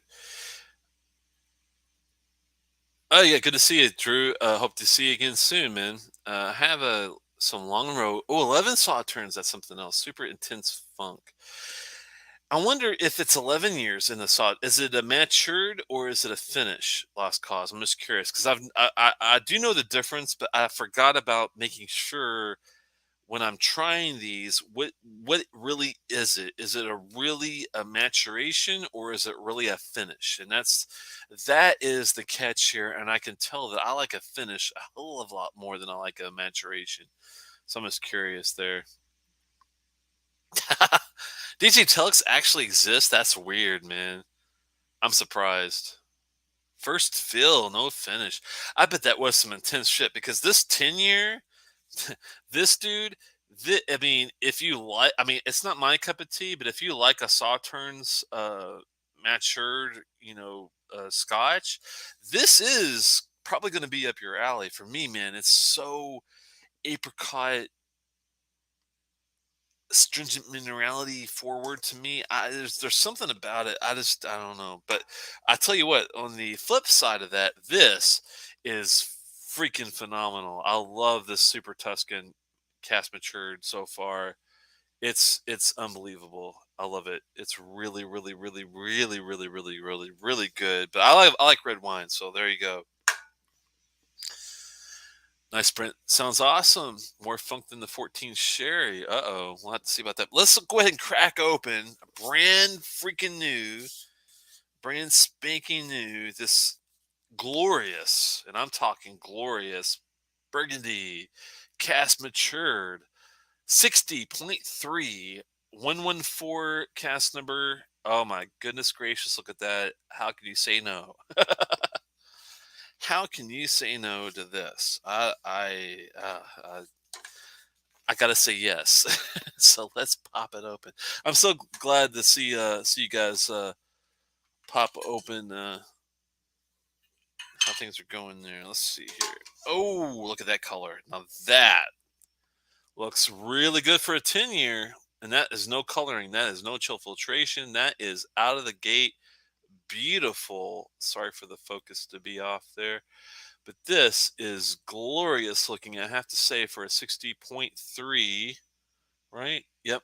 60.3 Burgundy cask maturation 10-year Edradour. Oh my goodness gracious. I'm kind of afraid now that I think about it, and I'll tell you why here in a second. Let me get this back in the back where it needs to go here. All right, let me do a little look see here, and based off of what this says, I think this could make a big difference with my reaction to this. I'm gonna go back and look up the Springbank 12 Burgundy. Is that is a memorable, well damn done whiskey.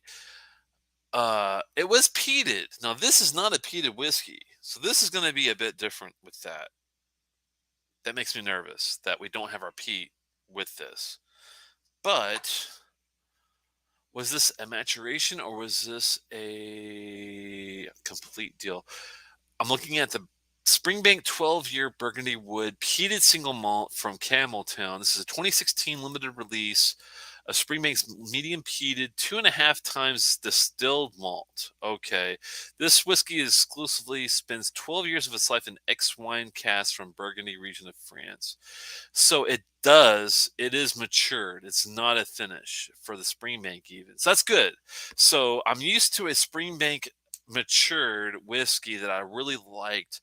The Springbank 12 Burgundy to me, I'll never forget as long as I live. I poured it, nosed it, tasted it. It was a New York cheesecake in a glass. It was really a New York cheesecake with the cherries, the cheesecake, the bottom. Oh, it was perfect. Absolutely fucking perfect. I can't say enough good things about the Burgundy 12 for me on that one. Let me catch up here. A blue cheese note, interesting. I didn't. I think if I added a lot more water, maybe I would have maybe have gotten to dig that out, but I couldn't dig it out on this 10-year. Is the SFTC, is that a NAS, or is that a what is the age on that? I'm just curious if you know. The LR Sauternes, maybe the funky spring bank I've had. I can imagine, man. That's saying something, that's for sure. The black box XB12 Burgundy gets talked about a lot. I don't know about black 12 Burgundy. I had a red 12. I thought they were all reddish 12 Burgundy. Weren't they all kind of like hold on. Oh, box. Yes. Maybe the box is black. I don't know. 11 year. Okay, so it's an extra year on that one. Maybe that's why. Maybe that extra year has an extra funkiness to it that gets it that level. I would have been cool with the blue cheese note because I do like blue cheese. Well, I liked it when I smoked. I haven't smoked since 2012, so I might not like it as much as I used to, but you never know. Let's crack this shit open, right? Let's get this. Let's get it going here. I'm so curious because even though I wasn't a huge fan of the Sauternes, man, I love that Super Tuscan. That Super Tuscan is badass good. If this one is as good as the Springbank 12, I'll be all over it and then some. You've got big shoes to fill there, Edgedower. I hope you can I hope you can bring your game because that Springbank Burgundy 12, man, is one of my favorite whiskeys I've ever had, and that was been about 5 years ago. So let's see if man, I can't even fucking open this shit. It's driving me crazy. Where's my pen? Sorry, guys. When you don't have any fingernails, it makes it really tough to open whiskey, which is really freaking annoying. But that's what we have pins for, right? Thank you so much for stopping by. Give me a thumbs up if you don't mind before you leave. I really appreciate it. If you enjoyed yourself, if you didn't enjoy yourself, don't give me a thumbs up. That's fine too. I'm just curious here. 60.3. 60.3. That is crazy. 60.3. I'm a little flabbergasted about that, but we'll see how it goes. As you can tell, I've already had a couple drams, so we're we're not going in blind, but we're going in with vision. Let's see what we get. A little funk. I like it. I like funk. Let's see what we get here. I want a big pour. What the hell, right? I want a big fat. I want a 5 finger pour. That's what I want. Let's fist it, right? Let's see what we got. We got. Is that a 5 finger pour? I think it's close. Maybe not. Maybe it's a 4 finger pour. I'll take the four. That's fine. This smells so much like the Burgundy 12 from Springbank. I love it. This is going to be really, really, really, really good. I have a feeling. Oh, I'm already into the nose. So this is going to be fun. Gonna be fun. Gonna be fun. I like it. Anthony Couch, good to see you, man. I like the guitar too, man. You got a, is that a Strat? It's a Strat with a homemade pickup there. It's not a standard. Is that that's a red pickup? What is that? Not to get off on tangents, but I'm gonna get off on a tangent. Anthony, what do you like to play? I'm curious to find a new guitar. I am a guitarist too. I've played a lot of. I've got a Les Paul. I've got a lots of different guitars. Martins are my acoustic kind of favorite, but I'm looking for a guitar that's got a locking tremolo system that's not going to go out of tune where I, use the tremolo, but it's not going to cost me, more than $5,000. Something decent, but nothing crazy. Let me know what you like when it comes to that. Are you new to the channel? I'm just curious too, as well. 5 years ago, definitely the black box. Yeah, it was a black box, man. It was really, really good. It was really, really good. I do enjoy that. Nope, you're right. The particular bottle has actually the same pattern but red. Okay, cool. I was wondering if it was that reddish, blackish, red black kind of thing going on. Oh, an Ibanez RG with the DiMarzio pickups. Cool, man. I didn't know you were a guitarist. Are you new to the channel? What kind of whiskey do you like? And what are you drinking today? Hopefully something good. Doesn't have to be anything particular. As you can tell, I like all whiskeys. So there you go.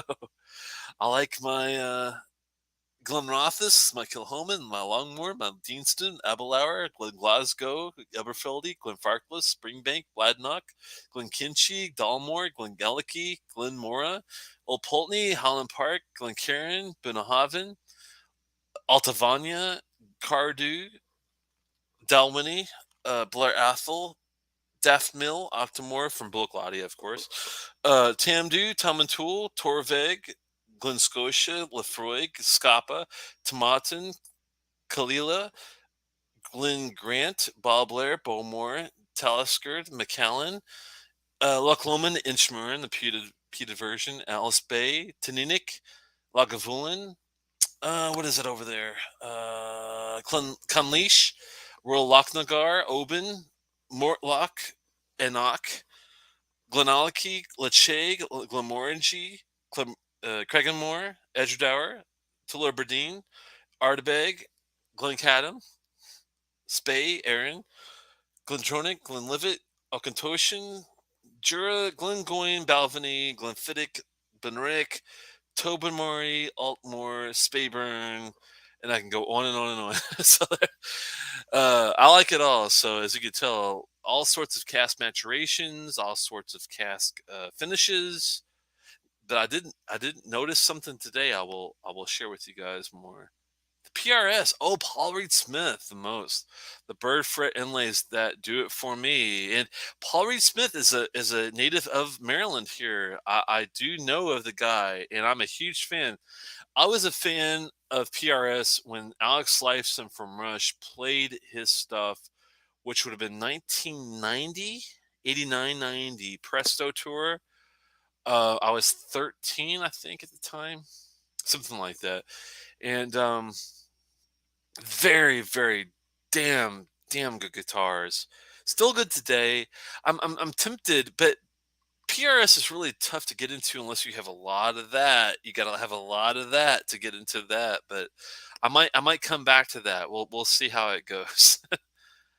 The Ibanez RG, definitely great guitars, really good. Okay, I will take a look at the Ibanez. I'm just kind of curious. PRS hollow body, $600 for a hollow body too, man. That's awesome. I need to go to more pawn shops to find more PRSs. Could you imagine going to a pawn shop and finding a Paul Reed Smith guitar? It's almost like it's almost like going to your mom and pop local shop, like for whiskey, and finding a fucking Edradour 21 cast strength specialized. You know what I'm talking about, man. It's crazy.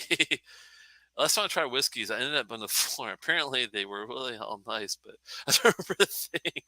How did you find out about the channel? I'm just curious, man. How did you find out about where I was? I'm just wondering because it's good to have you. Good to see you. Got lucky though. Okay, done with call. Good to see you there, Dustin. What do you? I think you're still at work. Are you still in? I think I can't remember if you're in Cincinnati, Ohio, or if you're in Kentucky, Covington. Where exactly city wise are you? And when do you get home? And what are you going to pop open first when you get home? That's my curiosity. And I know you're a big fan of Springbank like I am, but are you a fan of Ejdar as well, Dustin? I'm just curious of what you feel about these guys. They're really good. All right, let's get back to the. I've been talking and spinning, and man, it's not a great color for a 10-year. No coloring, no chill filtration, just out of the gate. So far, it's the darkest of the three. I have a feeling. Let's look. Take a look. I know the Sauternes is light. Let's see. This is the burgundy with the Super Tuscan. Yeah, definitely darker than that deal there. Even for the Super Tuscan being the Merlot, Cabernet Sauvignon, and the Syrah. Even with those three red wines, you still get more darkness from the Burgundy. I'm surprised. We'll see how that goes.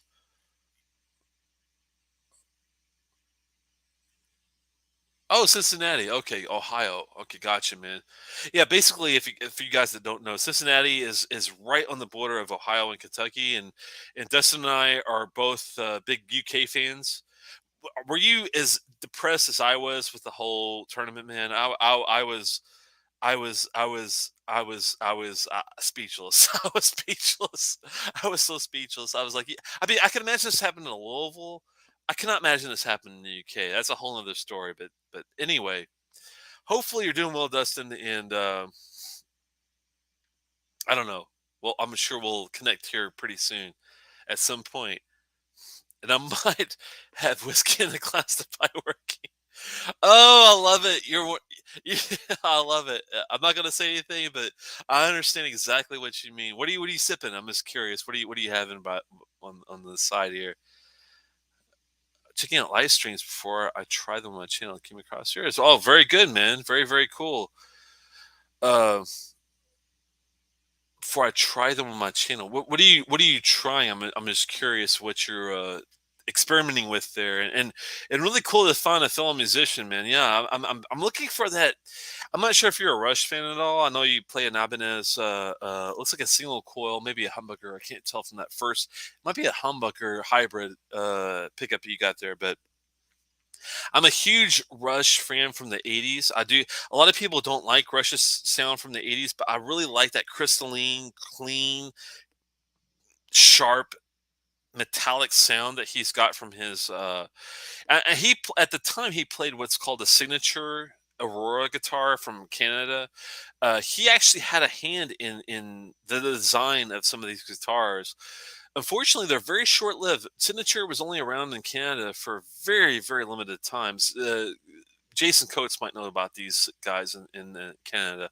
The Signature Aurora was a great sounding guitar. I loved it. I absolutely adore that crystalline sound. But I heard he got it from an Evans pickup. The Evans pickup, it's a single active pickup, and I think the EMG has some kind of comparative to it. Unfortunately, Dave Evans doesn't make pickups anymore. He doesn't even work anymore, sadly. So if I could find that crystalline, clear, clean sound that he gets from Presto, Hold Your Fire, Power Windows kind of sound, that's what I'm really looking for. It's not easy to find. I can get it, but it's not easy to find. So I'm a fan. I'm not a fan of sherry cask Edradour, but I'm interested in non-sherry finished bottles. Well, here you go, man. You got three. Now, I will say, Dustin, I'm not sure if you're a fan of Sautern's cask maturations, but this is not finished. I am a fan of, and I learned this today. I'm learning as everybody else, I'm learning every day. Um, I have learned that I'm a fan of Sautern's finished whiskey, but I'm not so much a fan of Sautern's matured whiskey. So this might be up your alley if you like a white wine, dessert wine with your deal, and you like that with your whiskey. That might be up your alley, but I'm not as big of a fan because I like red wine, sherry, that kind of thing. So, not a fan of full forward ex bourbon casks either. To be honest with you, that's why I'm not a big fan of the some of the local barley stuff that you see out there. But anyway, um, the Sauternes, I'm kind of like, 3.75 to 4, maybe at the highest level. But with that said, this super Tuscan, man. If you like red wine, if you like Merlot, if you like Cabernet Sauvignon, if you like Syrah, this is good. Very, very well done. A little sweeter, but not sweet, not too sweet, not too much in your face. Very well balanced. Lots of good savory notes in there. I really, really, really, really, really like the Super Tuscan so far, and I'm about to try for the first time. Just to give you kind of get you up to date here. This is what I'm about to sip. This is the Burgundy cask matured. Let me focus out here. Burgundy cask matured. Sorry about the focus. This is weird. Why is it not focusing? Come on, guys. Anyway, uh, distilled March 25th, 2011, bottled 26th of August, 2021, cast number 114, outturn 268. So we're about to try the Burgundy, and I'm a big, huge, colossal fan of the Burgundy cask maturation by Springbank 12 year. So if I'm competing with the New York cheesecake that I get from a glorious Springbank 12 Burgundy. Now, is it going to live up to that? I don't know, but that's my measuring stick because I love, absolutely adore the Springbank 12 Burgundy. So that's what we're going to go up against here. I was drunk enough to make that UK loss feel better than about being brutal loss argument. You must have been on some 25-year-old shit at the time, or 30-year-old maybe. Maybe you were doing some McKellen 30 at the time, because it would have take. Oh, it was bad. UK Enlist Day is one of the few annual holidays I actually celebrate. I would give you the finger, but I'm gonna be the better guy on this one. I have some Nika from the Barrel oddly close to me. I like Nika from the Barrel. That's a good whiskey. I like that one. I like that one. Mine will be music streams, playing, teaching. Gotta say, I think you're a great streamer, engaging and confident. Oh, I appreciate it, man. That's crazy. That's I gotta give you a salute to that one because I did not think I came off across like that, but I mean, I've been doing this for a little bit. I'm not new, but I'm not old school, but I'm kind of in the middle. Um, Music, whiskey, and what else do I do well? Music, whiskey, computer science, radio. I like a lot of radio stuff. Those are my main things. So if it has anything to do with radio, music, or whiskey, I'm definitely one of your guys on that. I feel like a Springbank 12. I've not been paid for it. Might have been broken. Oh no! At least a couple years ago, I came by it honest. Case SU had the honor. Kansas State, Kentucky State. What the hell? I'm kind of lost here. It's funny what happened. Anti UK fans, whiskey bottles. Oh man, my it broke right at the still. Actually, I gotta notice that I got more Springmate 18 today. Wondering if more of the 12 showed up. That would be cool. The website doesn't have the 12 in it because they do batches on the 12, not the other. Yeah, that's what's weird about the 12, man. I was lucky to get the 12. I really enjoyed it. This was 5 years ago or so, and really enjoyed it at like 100, $110. I'm sure it's going for what does the 12 Springbank go for right now? Cast strength. I'm just curious. 5 years ago, I could get it for $110 comfortably. Liked it, loved it. The 10-year-old was going for $70 at the time. A little high, but manageable. What's the going rate? I'm kind of sad and scared. If be honest with you. Oh, Kansas State beat UK to get to the Elite Eight in 2018. Oh, you're. What kind of memory do you have? I don't even want to go there, man. He's got way too good of a memory. I paid about 130 for the 12 locally. Okay, 130 for the 12. Man, I mean it's not crazy, but we're getting at the. I mean, we're getting at the echelon of. How far do you go, Dustin? I'm honestly just asking you as a person, as a connoisseur, as a consumer. Where do you draw the line at the Springbank 10 and Springbank 12 for the price? That's the question for the day. What is your drop dead? I cannot pay more than this price for a Springbank 12 and Springbank 10 because for me, the 10 at $75 was really high, and the $110 to the 12 was manageable, but on the higher end. Is it's 130 now? How far would you go with the 10 and the 12? And this is for everybody. What do you guys think for the Springbank? What is the deal? 130 with tax. With tax, 12 for 130. Yeah, okay. If you got it for $99 for the 12, yeah, that is a steal because that's cheaper than I bought it for. I was okay at 80. Couldn't do 100 plus. Yeah, I agree with you, Lost Cause. Like 75, I'm sorry, 75 to 80 at the top. I think 80 is the top of the line I would spend for the Springbank 10.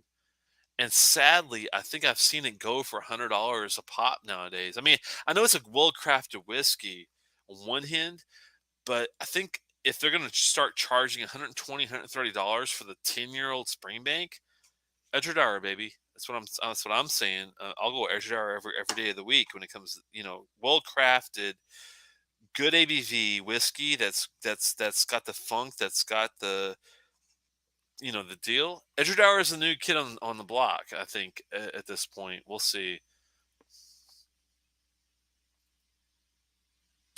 130 to Jason for the 12. He's already covered shipping. Oh, that's perfect then. Yeah, that's a good deal. I'd say 12. Yeah, 120 in tax.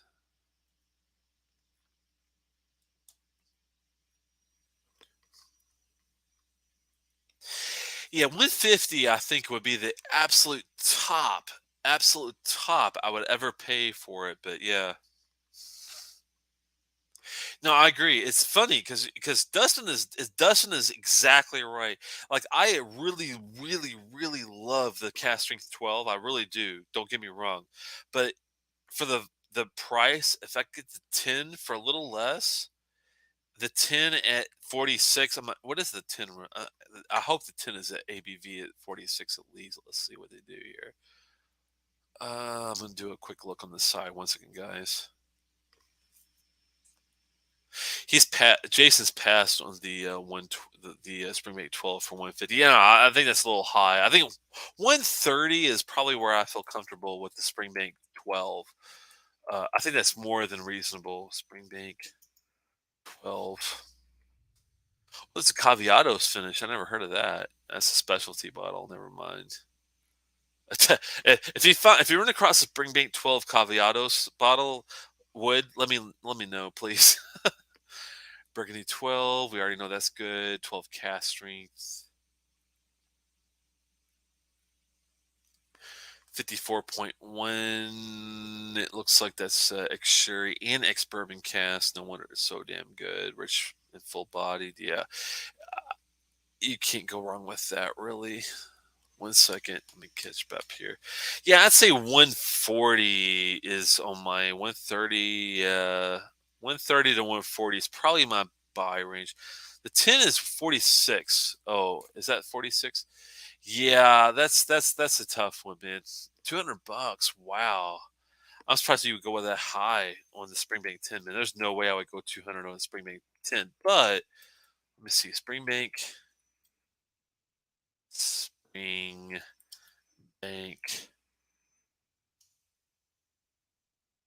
10. It is a damn good whiskey, though. It's what's so that's what makes it so painful. Sorry, guys. Let me clear my nostrils a little bit there. Get some water here.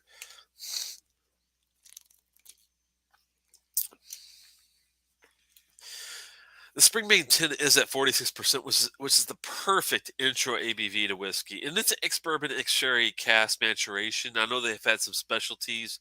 I've heard they have a four-way. Dustin, do you still have a bottle of the four-way 12 cask strength they did when they had a port, a bourbon, a sherry, and something else? Do you have that bottle? I'm just curious if you have that one. If you do, let me know on the side and email if you don't mind. I'm curious on that one. Springbank 12 four-way cask maturation. I'm looking for that one if you have that one. It prefers the 10 to the 12. Interesting. Okay. Going against my nature, I only acquire whiskey, not sell. I hear you, man. I don't sell this shit. Telex is researching something the chat would obviously answer in seconds. I'm just saying I could get a better whiskey at 46 under 200. Okay, well, I would hope so because $200 for 46% whiskey is way too fucking high. That's what I'm saying. I would not go above $100 for a 46% whiskey. I'm talking about the Springbank 10. $100 should be the cap for that. 200 is way too fucking high, in my opinion. That's just my opinion, though. I remember taking heat for 3 hours in Westcord 2 years ago. And I cleared a 10, the best bottle on the shelf for under 100. We've come so far. You shouldn't have taken heat for that, dude, because that's good. That's a really well done observation to me because 46% is that prime ABV you want, and $60, $70 for a 10-year might seem a little high for some, but I can see a little bit more, but yeah, $100, man, top. That's the top as I would go, though. Yes, U.S. prices, not UK prices. I think that 12 and open. Oh, okay. If you don't mind, Dustin, send me an email and tell me if you don't mind sparing one of those four-way cast maturations from the 12. How much you would want for that bottle? I'm curious because I am interested in trying it. I've never tried it before. Sorry about all of a sudden I've been clear all day, but now I've got some sinuses going on. Hold on. If you don't if you were going to part with one of those, tell me what you would ask for one because I would definitely be interested in maybe picking up one of those four-way matured 12. As I've had the sherry slash regular ex bourbon, I've not had the four-way one before, so that is intriguing, definitely to say the least. Yeah, I stand by that, even though it's $100 bottle. Oh, he's not selling it, but he'll send us him. Okay, I definitely appreciated Kowtow for that one, man. If you need anything that I have, if you've seen anything, let me know. I'd be happy to get you out a sample of anything that you are wanting. So definitely let me know, Dustin. Very appreciative. If you need my address, send me an email at telex. That's TELEX at outlook.com. And I'll definitely, hook you up with that. I really appreciate that, and I'll be happy to get you out an equivalent or combination of equivalent samples to make it worth your while. With that said, we've been oxidizing this for the crazy amount of time, so let's get to the palate on this Burgundy here. Thankfully, it's holding its legs like you would not believe. Like I'm not surprised, being 60 point. What is a 60.3?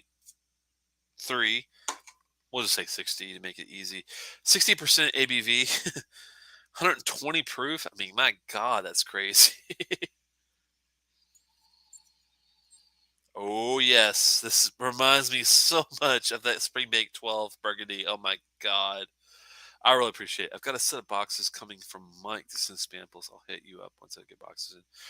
Okay, sounds great, man. Yeah, let me know if you need anything in particular. If I have it, I'll be happy to, to do it for you. If I don't, I'll tell you what I have, and if I don't have anything that you're interested in, you let me know what you're interested in, and I'll make it right one way or another. You know how it goes. This is so reminiscent. It's funny. It brings back memories when I nosed the Springbank 12. It has that same glorious feeling. Cheesecake. I love cheesecake. Cheesecake on the nose right off the bat.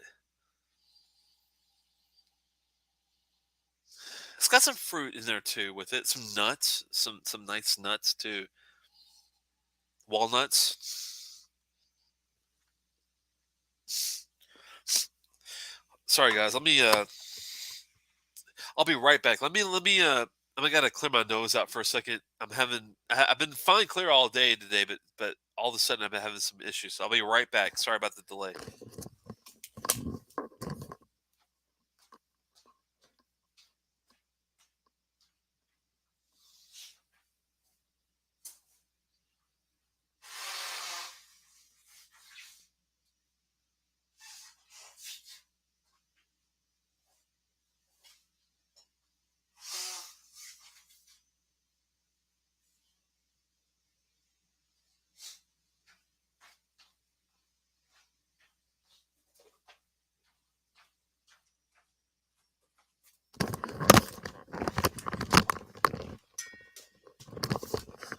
Yeah, let's bring the tissues in here just to get it out of the way, right?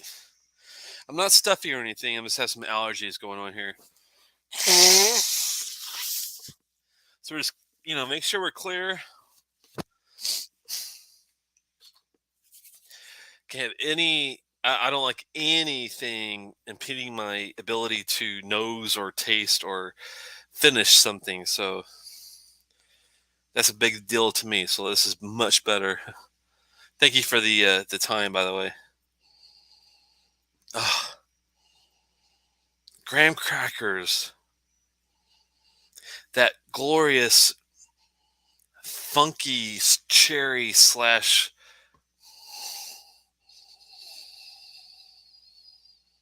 Oh,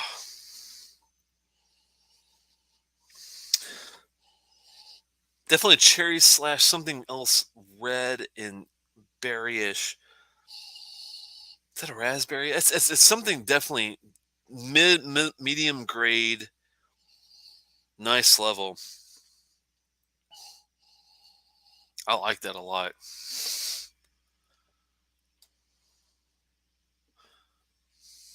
You can send me whatever you like. I might like it. Don't care about trying to make things. I hear you, man. No problem at all. I'll definitely. If you see the new Springbank 18, the one in the tube, I know it's crazy expensive, but seriously special. Buy it. Okay. I will definitely take you up on that. If I see it, I'll definitely. Hopefully, I can find one. Let me see if Petite Cellars has it here locally. I'm just curious. Now that you mention it, Let's take a quick look and see if they're selling it, and if they are selling it, how much are they selling it for? Because I have a distinct feeling that my people are really good about selling some distilleries, but I think they're overpriced with other distilleries. But let's see if that's the case. Once again, petite sellers. Unfortunately, they don't ship, or I would just tell you guys to go there. But Maryland, unfortunately, is one of those weird states where they have counties. Have their own laws. It's really weird. So every county has its own deal when it comes to how they sell liquor. I am 21, yes. Let's see. Springbank. See what Springbank they have. The 10-year-old they have for $100, man. That's crazy to me, but I got it for 75 4 or 5 years ago. I missed the $75 price tag. $100 is high, but it's not out of the question, I guess. But man, is it high. 15-year for 160. Jesus. 25-year for 800. Ah, man, that's a Impex collection version. Never mind, that's not even the real one. 18-year real one for 250. Is that the tube that he's talking about? It does not look like it. I think they have old ones here. It's 46% ABV, 92 proof for 250. Dustin, does that sound reasonable or does that sound crazy? This is looks like the old one though, unless they've got. I'll have to call and ask about the new stuff. No, the Impex collection 1993 25-year was the 800 not that one. The 18 for 250 though is 250 pretty good price for the 18. I'm just curious. Yeah, good to see you, Whiskey Nose. I am doing well, pretty much having some fun with the deal.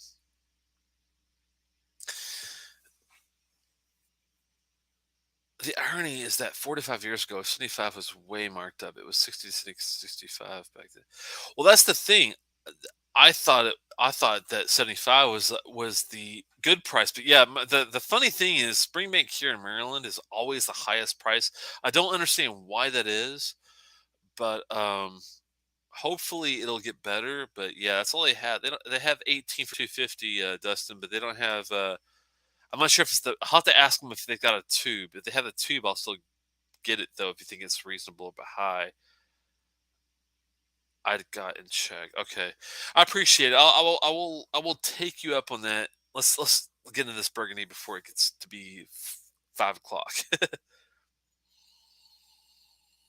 Love that funky nose. Dunnage Warehouse is there. Believe it or not,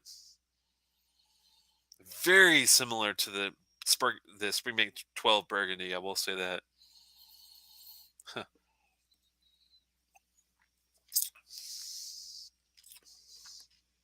Oh yeah. Oh okay.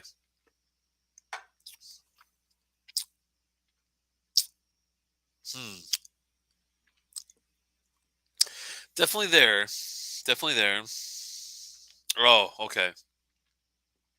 Yeah. Wow. 60%, 60.3 to be technical, but wow. Okay. Tastes good neat. I don't really need water, but it is very, very forward in your face. It's still burning a little bit. Not major, but it's still got a little burn going on. Love the funkiness, the cream cheese, cheesecakey. Got the under the crust is still there, but cherries, strawberries, and what is that? Cream, some sort of vanilla cream. Wow.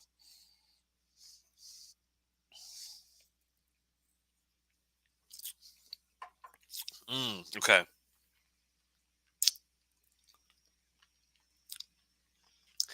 It's there, but man, it needs a drop of water or two. I have a feeling. I think a drop of water might really hone in this in. But man, out of the gate, I have no complaints. It reminds me a ton of that Springbank Burgundy 12. Definitely.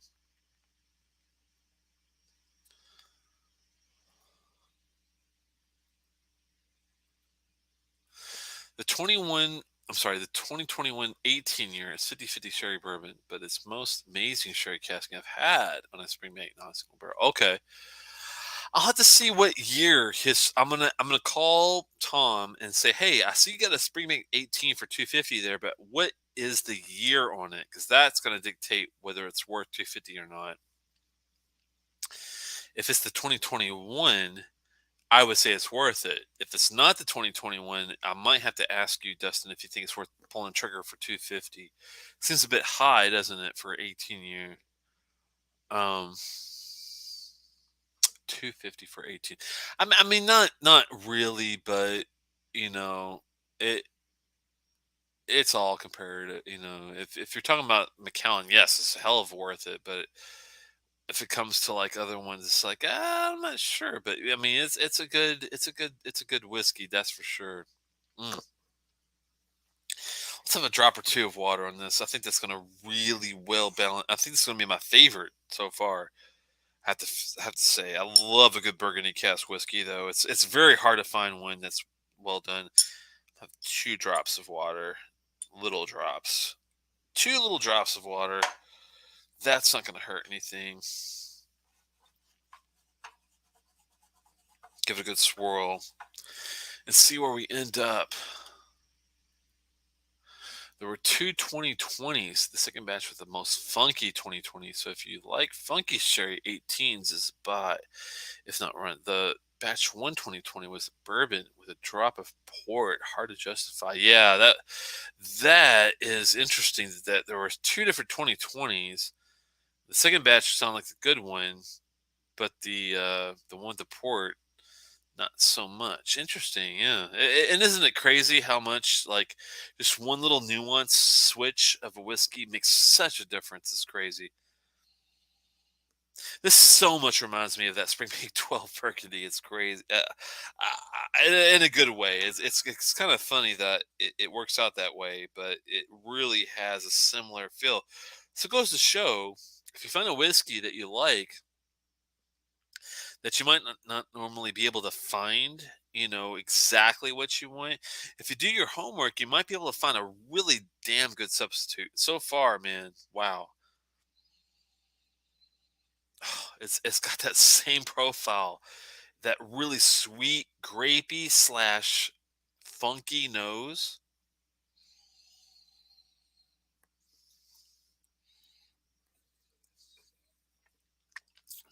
It might not be as refined because that 2 year difference. I mean, 2 years does make a difference with whiskey. I can tell, but it's got that nice funky cream cheese kind of thing going. It's not as, I don't think it's up there with the Springbank 12 as far as like, if you're going to do a side by side, the quality might be a bit off, but as far as that thickness, that mouth coat is a little heavier, I think, on the Springbank 12 versus this one's not thin, but it's not as thick. It's like medium versus heavy, I'd say. I'm gonna have to like really get more into this before I make a final judgment on it. Oh, both the 2020s were really nice. Both the 18s are just so expensive as prices. Yeah, it's hard to just buy them this high to my recommendation. Yeah, I hear you there, man. The 18s are right at that level where it's like they found the highest they can charge for the price. I think at this point, but it all really depends on what really do you want as a connoisseur. What do you really what do you want to get into as far as the nuances versus like the more funky one or the one that's a little more tame, the one that's got more of something, you know, versus another type of batch or variation. Huh. They got an Adelphi Springbank Campbelltown single malt Scotch whiskey 2021. Oh, what do you think about this? Not that I'm going to buy this at all, Dustin, but if you had an Adelphi Springbank Campbelltown single malt Scotch whiskey from 2000, that's 21 years old, what do you think the price point would be on that? Just out of curiosity. I've got an Adelphi. Springbank Campbelltown single malt Scotch whiskey from 2000. That's 21 years old. How much is that bottle going to be? I'm just curious to what you think about that. I've had two people say that they saw this year's 18s for 290 at Total Wines of all places. Wow, that's crazy. Let's see if Total Wine is really big here in Maryland and Pennsylvania and stuff. I know, but I'm not sure like, where. What are they? What states are they really in? Got to be a bunch. This says 600. This is 775, so it's a bit high. So I'm glad you said that. 600. Uh, would think it would be more on the ballpark, but this is 775.97 is the exact price for the Adelphi Springbank Campbelltown single malt Scotch whiskey 2021-year-old. Seems like it's little a little pricey, but we'll see. 760 ish. Okay. No, it's not. It's not at Potomac Wines and Spirits, but this is at Petite Cellars in Howard County, Maryland, for 775. That's why I was curious. If it's a dark carry desk, I don't know. That's the Adelphi does do really well usually in their sherry casks, so I would think it'd be on the darker side. I will ask Tom to see what he thinks about that price because that seems like right up my alley, but man, is that expensive at the same time. This one's good, but man, is it? You really need to. I think it's going to need a little bit more water, a little bit, just a little bit more, not much, but just maybe a drop or two more. Not that I want my whiskey team or anything, but I do like it to be, right at that sweet spot. It's really hard to find sometimes with these older slash ABV, high ABV whiskeys. It's like you got to be careful with it. That's a nice nose. Wow. Oh, still love that New York cheesecake smell. Do I have it on palate? I do. It's really well done. The water does help a little bit. A little couple drops of water. Oh, okay. Yeah. Okay. Man, is that good. I mean, it's as close to a Springbank 12 Burgundy as you can possibly get. As close to it as you can possibly get. Is it better? I'm not going to say that. I do like the 60.3 ABV. It's very, very, it's high. It's well done. It's a nice whiskey. It's a nice price at 150 and 160. I mean, you really can't beat that. So if you've never had the Burgundy 12 Springbank and you want to try something like it, but you don't want to spend crazy amounts of money to get it, I think the Edradour 60.3, only 268 bottles, but if you can find it, it's a cast number 114, still 25th of March 2011, bottled 26th of August 2011. If you could find that, that's pretty damn well done, I have to say. I have to say, pretty good. I just bought two 22-year-olds. First fill. Ooh. First fill is a whole nother story, man. That sounds pretty damn good, I have to say. It's hard to find first fill sherry anymore, it seems like, especially on these older offerings. Just happened to run across it at Potomac 2 days ago while looking for other stuff. I have it on sale for $739.99. Oh, the Adelphi Springbank Campbelltown 21. That's good to know because that is a huge savings. But going to DC and going to Ellicott City, Maryland is a whole different thing. So that's the only difference. Is it worth, let's see, you're talking 740, so 50, 60, 70, $35 difference of going into Maryland versus DC. Oh man, it's funny. It's sad to say, but it is right at that $20 is a good reason of not going to DC if you know what I mean. So that is kind of I could see why they're charging more to go to Ellicott City than DC to get it, but I don't know. Wish I'd known more before I blew money on chasing coats. Yeah, way better than the stupid new coat box with McKellen in it. Oh, yeah, I've heard. Maybe that's what my buddy Tom from Petite Sellers told me that he was going to have to really disappoint a lot of Compass Box people with something. And what was it? Let's see. Compass Box. There must have been a new release or something that he said that he was going to have to really make some people disappointed with. And I have a feeling that it was probably, if I had to take a guess,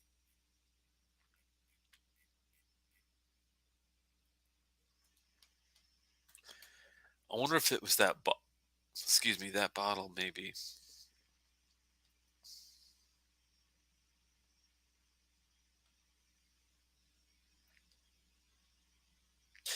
Way better bottle than the stupid new Compass box. I have to look at that one. Dustin, the color on this one is white wine, so maybe not the one that you want spending 107.40. Yeah, I might want to do 800 on the Impex 25. No, this was not a 25. This was a. Let me go back. Open up a different window here to make sure I'm on the right page with you guys. I thought that was a 21. Let me see. Springbank 25 would be a whole different story. Springbank. Let's just look at the Springbank total and see what comes up here. 10 for 100, 15 for 160. Yeah, the 25 is 800 for the Impact. So you're right on that one. Okay, so 25 might be worth on the Impex 1993. That looks really good, man. Wow. Okay, I might have to put it on my. I might put it on my radar to see if I like it or not. As I usually don't spend that kind of money on whiskey, but if that is a catch, it might be a catch if you know what I mean. Yeah, it's not fun to do. Velicor again. Telex just asked the cat. Yeah, the one I'm talking about is the 21 LFI. I swear I saw that Epic bottle. Okay, no, this is a 25-year 1993 Impex Collection Springbank. It's bright fruit grounded by subtle smoke and salt water, delicate yet full flavored, warm grassy fields and fresh hay complemented by subtle aromas of cinnamon sticks, grilled pineapple, wild strawberries, and poached pears. The palate is rich and generous with notes of unripened mango, orange blossom honey, cream soda, lemon curd, and pops of strawberry jams and cherries jubilee. How about that? Oh, the finish long and pleasantly peppery with Malden salt topped dark chocolate and gently receding smokiness. Damn, whoever wrote this should get a freaking Pulitzer Prize, in my opinion. Compass Buck Valacor. That's the disappointing bottle for the Compass Buck. Okay, let me see if it's the same thing that he's talking about. Because he might, I mean, he told me that he couldn't even get it. That's how bad it was. But if that's what he's talking about, then he might be in good shape to not get it. Let me see if this is the same thing that you are saying, Velacor. Velacor. That did not bring up anything. So I'm wondering if that's the same. Let me look at this up here. One second. Copy and paste to whoa. Valacor 44.6. What? Hold on. Artist blend at Glasgow Blend malt whiskey collection. Hedonism gift packs limited editions. Okay. Valacor. Blended Scotch whiskey. The scent of secondhand bookshops. Okay. When discovering this marvelous new word, we began a quest to recreate their fragrance using Scotch whiskey. Parcels were considered, identified, and pursued. The process can be compared to scouring secondhand bookshops for specific volumes. Our search met with success when a distiller and bottler in the north of Scotland offered us casks of whiskies which had been blended together in the past before being returned to sherry butts for further maturation. Whiskeys, like old books, contain their old stories. Okay, but let's not get too into the marketing on this, guys. This is crazy. Not chill filtered, not chill colored. Lead whiskey maker is James Saxon. We combine with these sherry matured stocks with bold and mature malt whiskeys from Macallan, Highland Park, and Kalila. The aroma is highly evocative for anyone with a fondness for books. The taste evolves and intensifies as any good political thriller or historical romance should. Tribute to the storytelling potential of blended Scotch whiskey in the atmospheres of our favorite bookstores. Interesting. Let's look at this recipe here. You got me intrigued there, Dustin. This is crazy stuff here. I have to say. 1 second. I gotta look at this recipe. Okay, Valacor. Limited edition since okay. Hints of leather, polished furniture, and the cracking dustiness of decades old pages on the nose. Okay. The palate is stacked with sumptuous malty notes, tropical fruit and sherry character with delicate but persistent peatiness. Hold on. This is wild. Okay. So hint of leather, polished furniture, and the cracking of dustiness of decades old pages on the nose. The palate of stacked with sumptuous malty notes, tropical fruit, and sherry character with a delicate but persistent peatiness. This is all over the board, man. This is crazy. Okay. Servings recommendations. The late whiskey writer Michael Jackson recommended some whiskeys be enjoyed with a book at bedtime. This is one of those whiskeys. 44.6 natural color, natural filter, blended with Scotch whiskey, limited of 3,246 bottles of January 2022 from James Saxon. Okay. So I guess he works for Compass Box now. Okay, so wow. Okay, we got a really intricate recipe here. Let's see what this says. So from the Macallan Distillery, we have first fill bourbon barrel, single malt, 12.1% golden syrup and oak sweetness, oiled with honey maltiness. Okay, 12.1%. It's a good stout in entry. I'm fine with that. I know the Macallan thing is one of those things where it's like whatever, but that's a very small amount. 12.1%. Come on. All right, 4.1. 4.1 of the Kalila Distillery refill hogshead single malt. Like I said, 4.1 of 12. That is very small. Let's see what else is in this. Blended malt parcel. Here we go. This is where you get to the real deal of the whole thing. The 30% of this whole thing is a blended malt parcel, which is a refill sherry but blended malt of grapes, cracked leather, and plum pudding.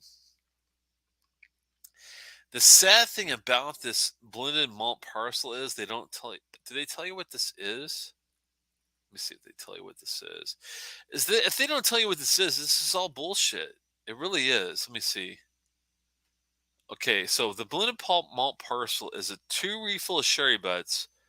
Heavy cooked fruit and spice notes suggest an inherent, well thumbed cookbook for desserts and puddings around 41%. 2 refill sherry butts. Heavy cooked fruit and spice suggested an inherent, well thumbed cook. That's bullshit. 41%. Okay, they're basically taking refill sherry at 41% and making that. What the hell? 40. Okay, 30% of this is refill sherry. We'll just call it what it is. 30% is refill sherry, 4% is Kalila, and 12% is Macallan. So far we got 30, 4, and 12. Keep that in mind. Okay, so let's go to the blended Scotch parcel of refill sherry butt, blended Scotch, dates, and heavy cake mix, honey peatness, 15.6. What is this? Oh, it's Kalila. That's why. Hold on. Okay. Is this the 46% there, or is that different? Highland Park Distillery, 38.9. One second here. So yeah, you've got you. This is so crazy. You've got 15%. I'm sorry, 12% Macallan. You've got 4% Kalila. You've got 30% of a blend of a Scotch malt, blended malt. You've also got another 15.6% of a blended Scotch parcel. And then the 40%, which is the bulk of it, is the Highland Park Distillery. Recharred hogshead single malt, waxy and ethereal, fruity and earthy peat. Let's see what this is. Because that's really what you're talking about here. I mean, yeah, you might have some residual Macallan. You might have some, like, like little spits of something. But okay, what's the real deal here? You have 8 recharred cogshead, aromas of musky dry leather immediately marked this parcel out as fundamental to the Velacor project on the palate. This is ridiculously fruity and puts us in mid of light-hearted Victorian poetry read aloud. Well, wassailing. Oh, we're wassailing now. Wassailing is when you go to, like, you're singing a song about, like, Christmas or like a holiday, and you're full up of wine or gin or whiskey or whatever, and you're singing. Wassailing, man. My God, these guys are all over the place. Highland Park at 50% ABV. Re- 8 recharged hogshead, but they don't really tell you anything. It's weird. Hold on.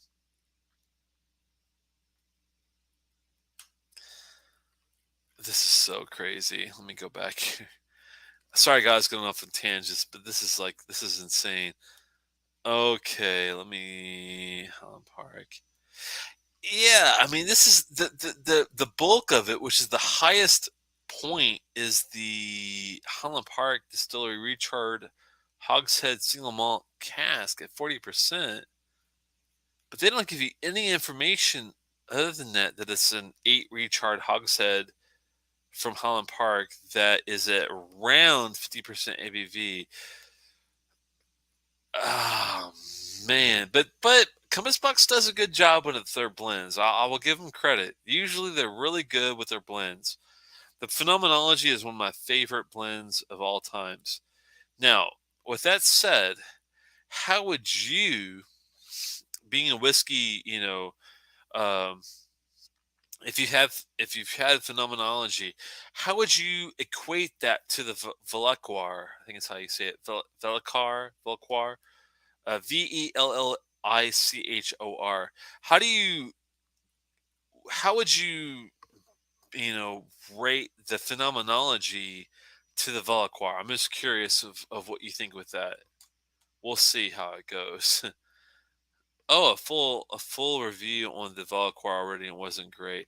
Yeah, I mean, just out of the gate, looking at the recipe, I'm kind of nervous about the recipe, because it's like basically saying that they're depending on Highland Park's base as the bulk of the whiskey. I mean, I'm very happy that it's not chill filtered, it's not colored, I mean, 45 is a little low, but it's reasonable. It's 46, close to 46, which is good. With that said, it's like, between is this the one they're asking for 400 $500 for? If that's the case, then there's no way. There's no fucking way it'll ever be worth that, and there's no way I would ever say it's worth that. How much is this, you know, How much does this Valacor go for comparatively to Phenomenology? Because if it's not on the if it's not quality like the Phenomenology was, I would not want to even go there. It's how bad. I'd say the 4.1 37-year-old was a huge deal. I'm not sure what this is, Dustin, but I'll look for it. Let me see what you got here. A 4.1%. 4.1%. That beginning? I'm not sure what that is. B G B E G I N G 37? I'm not sure what you mean. I'm just gonna look this up. Hypothermia is the first thing that comes up. 430. What do you mean with this, Dustin? Because I can't find the bottle that you're referring to. The first thing that comes up, honestly, is hypothermia. So I need your help. Being okay, 4.1%. Being 37-year old. Thir- what is 37-year-old malt here? Look at the ages that list above parts. Yeah, I mean, I saw that. I'm not really. I'm talking about the parts as the whole.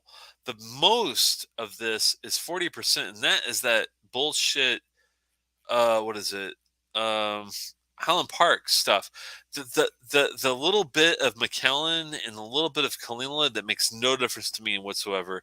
The bulk of this whiskey is Highland Park and blended malt is really what this is. The Kalila McAllen thing is like that. When you look at the whole gist of it, it's all blended malt parcel, blended Scotch parcel, and Highland Park is really what this whiskey is.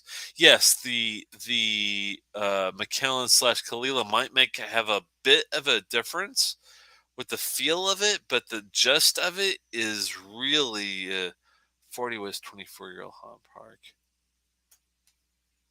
Oh yeah, I mean if it's 25-year-old Highland Park at 40 if it's 40%, that would be, whatever, but yeah. Either way, the bulk of this Valiquar whiskey is Highland Park with a blended Scotch parcel and a blended Mart parcel. It's got like 4% Kalila and 12% McKellen. To me, that doesn't justify the price. It really doesn't. No matter how you look at it, if it's got 12% McKellen and 4% Kalila and the rest is all blended, whatever, I don't know, man. That's weird. The youngest whiskey in there was 12% first fill bourbon McKellen at 23 years old. Are you still talking about the Veliquar? I was curious. Was that really the youngest whiskey in there? That can't be. Hold on. First full Bergman, single malt, 12.1. They don't have to give you a year. Yeah, it's weird. They don't give a year on any of this stuff with their Velquar stuff. I'm still in the Velquar if that's what you're talking about. 44.6. Oh, it is a Velquar. So the youngest whiskey in there is wow. Okay. The youngest whiskey in there is 12% first fill McKellen at 23. Is that really real? Hmm. This makes it a little different. If the youngest whiskey in there is a 23-year-old, that's a whole other thing. You posted the ages above. Yeah, I know what you're saying, but really? Is it really? See that? Hold on. So you're saying 29% of that is a blend malt that's still 26 years old. Okay. I see. I see what you're saying. Hmm.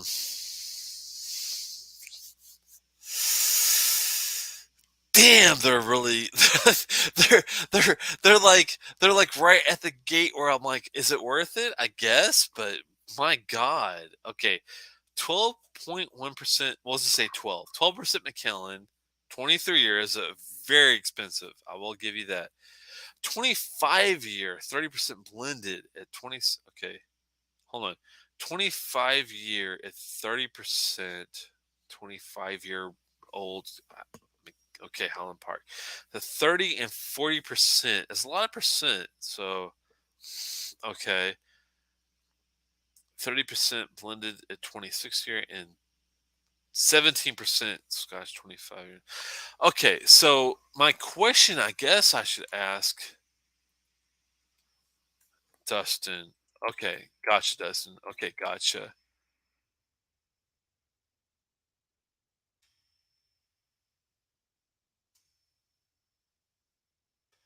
Gotcha, Dustin, but I mean, so I guess. If I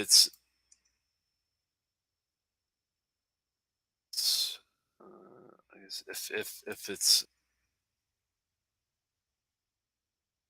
if it's not great whiskey,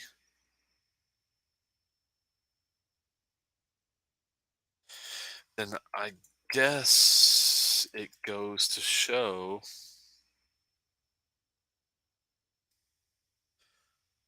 that hmm,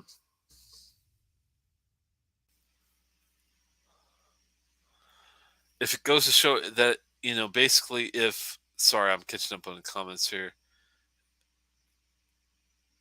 that even if it has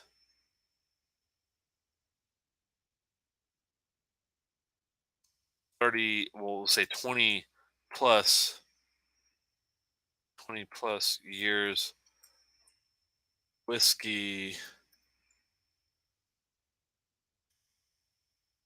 age in it, does not even equate to good whiskey, really. I mean, that's what it sounds like to me. Like, if you're going through all these motions and you've got all this, like, this recipe, this whole, I mean, it's not. I'm just wondering, does it go to show that it's not, it's just not even close to being right?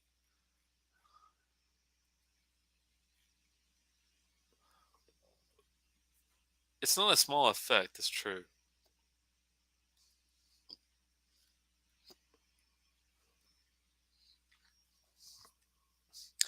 3 points better is a lot when you think about it. So that definitely says something. The 4.1 beginning at 37 per.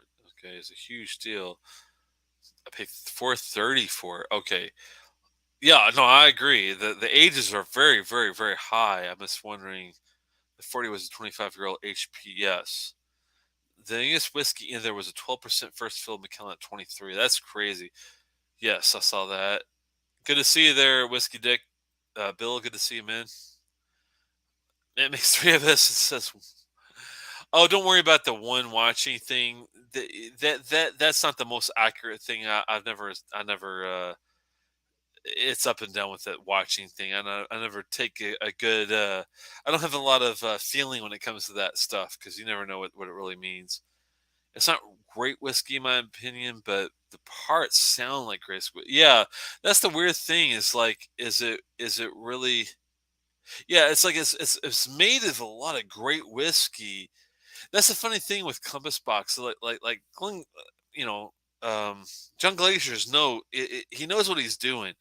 But I wonder if sometimes he might, get to the point where he's mixing, blending stuff. But just because you have a bunch of old whiskey doesn't mean it's going to turn out being the greatest thing after you got it all together. Maybe that's what this Valaquar thing is about. Maybe it's just saying that, yeah, you might have 20 plus whiskey, combined and aged, but yet, after it's all said and done, I don't know. Maybe it's just not there as you thought it was going to be. Let's have another pour of this Burgundy. I'm really having fun with this. So one more pour. We have to get ready for dinner here in a little bit, and I really appreciate y'all, hanging out and having fun with me on this. Before we go, I'm going to show you some synthesizers or stuff. See what you think.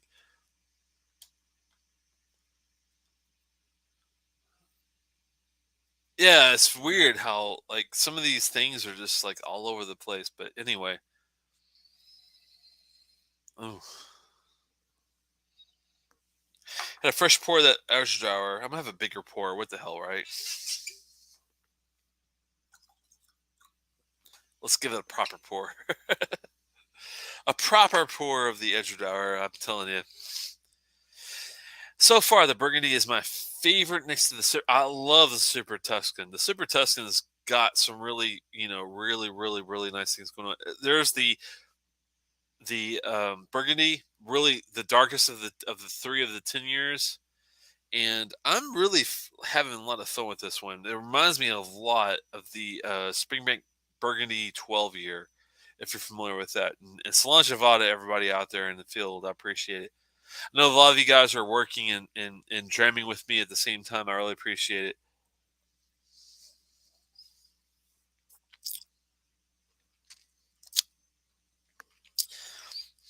It definitely has that Springbank 12 Burgundy feel.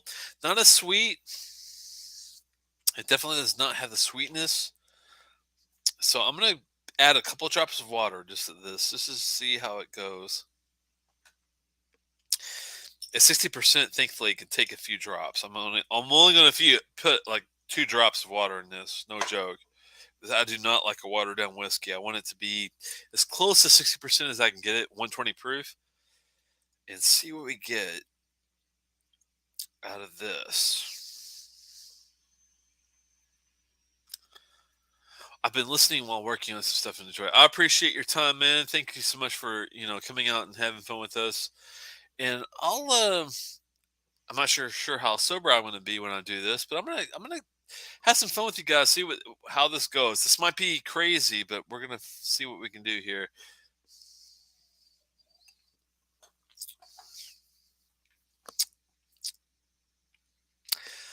Closing the whiskey, part out is very good. I do like the Burgundy. It's not maybe as my favorite when it comes to the Springbank 12 Burgundy, but it's really damn close. I mean, really damn close, and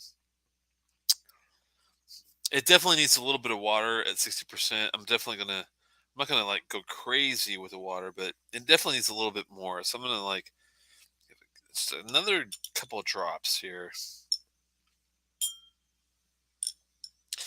You can always add more. You can't take the water away. So keep that in mind when you're doing your drams, guys. Don't add too much water. Add a little bit, like an eye drop worth each time, so you get it right fine tuned to what you want, right? Now that's perfect. Need a little bit more water, but man, the funkiness is there. The New York cheesecake is there. Love that Burgundy cask. Oh,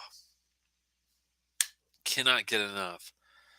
With that said, I am having fun with the whiskey. We're gonna do a little something different with you guys. I think Justin Coates, are you still there with me? I think you are.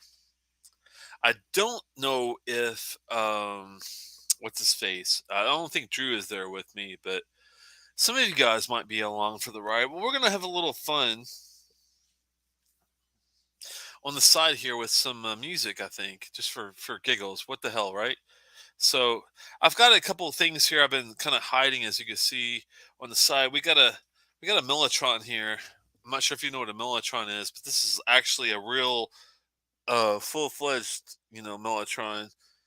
This is a when they used to do the sampling back in the 70s, 60s, 70s. They would have when you press a key, it would play a sample of any instrument that you would want. This is a Roland XP 30 workstation, and we also have a nice fat Korg synthesizer up here with the actual modulation. It's an MS. I can't remember if it's 40 or 30, but it's definitely one of the old school analog synthesizers that we've got. And behind that, you see a SPD SX Roland deal, and you might see. Whoa, there goes some whiskey. Let me move that around. We also have a little bit of fun with the KX. What is that? The TD17 KVX drum set back there, and doing a lot of fun with that on the side. It's really a lot of fun. So I appreciate you having fun with me on the side with the music at the same time. So we might do a little side venture. I might do a little side video or whatever. with that and see if you guys are. Yeah, the MS-20. Good call, man. Yeah, good to see you in the Mellotron. It's not easy to find. It's not easy to find those kind of things. So yeah, I used to own one of those and loved it. Yeah, it's a fun setup. It really is, as you can see. Um, if you're into keyboards, synthesizers, things like that. It's funny. I love the Mellotron. You can't. You really. If you're doing like if you're into King Crimson, Moody Blues, any of that kind of stuff, it's really hard to get anything better than that sound in that setup. I'm completely happy with that. Would not change a thing. The XP30 from Roland is a good workstation, but it's not the best. It's got some really good real synths in it. But once you have a Mellotron, it's really hard to go back to those 90s sampled trumpets and whatnot. So I might replace that with a Nord. I'm not sure what if Jason, if you were going to replace the Roland XP30 with something new that was really well done, what would you pick? Would you pick like a Nord workstation of some sort? What would you like? And yes, this is the MS30 Korg original synthesizer from the 70s. It's got patch cables. I've got a bunch, as you can see, right over yonder, right there. There's a bunch of patch cables that I use for the all these little holes that you see on the actual synthesizers. So that's something that I will come into the side for. I might do on the side. Let me see what you got here. Hold on. One of the modules I make is a clone of the Korg 35 VCF from the. Oh, okay, cool. All right. Agree. Those XPs. My very first synth, the XP50 from the pawn shop. Yeah.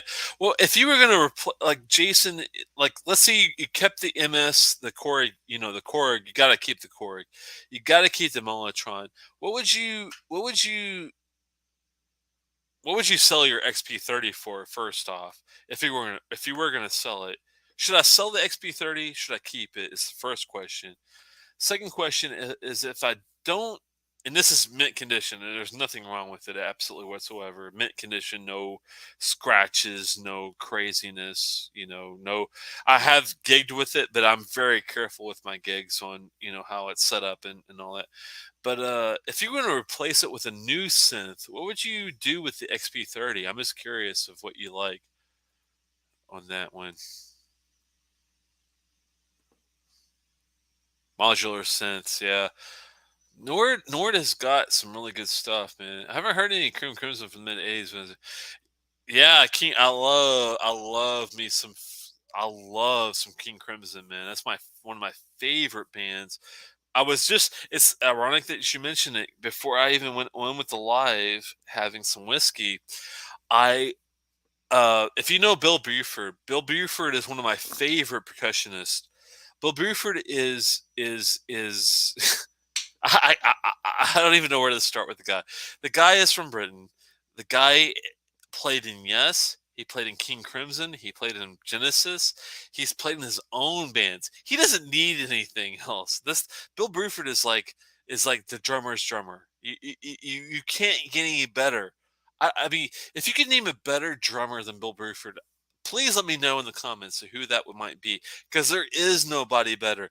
If you ever listen to Yes, Close to the Edge, or if you ever listen to Three of a Perfect Pair from King Crimson, you cannot get better. 9/8 timing. I mean, look up Bill Bruford's Beelzebub. He's got a new video he just released recently. Beelzebub with Holdsworth, Ellen Holdsworth, Dave Stewart, and Jeff Berlin. They just released a video from his album. What is it? Damn it. Hold on. I'll find it in a second.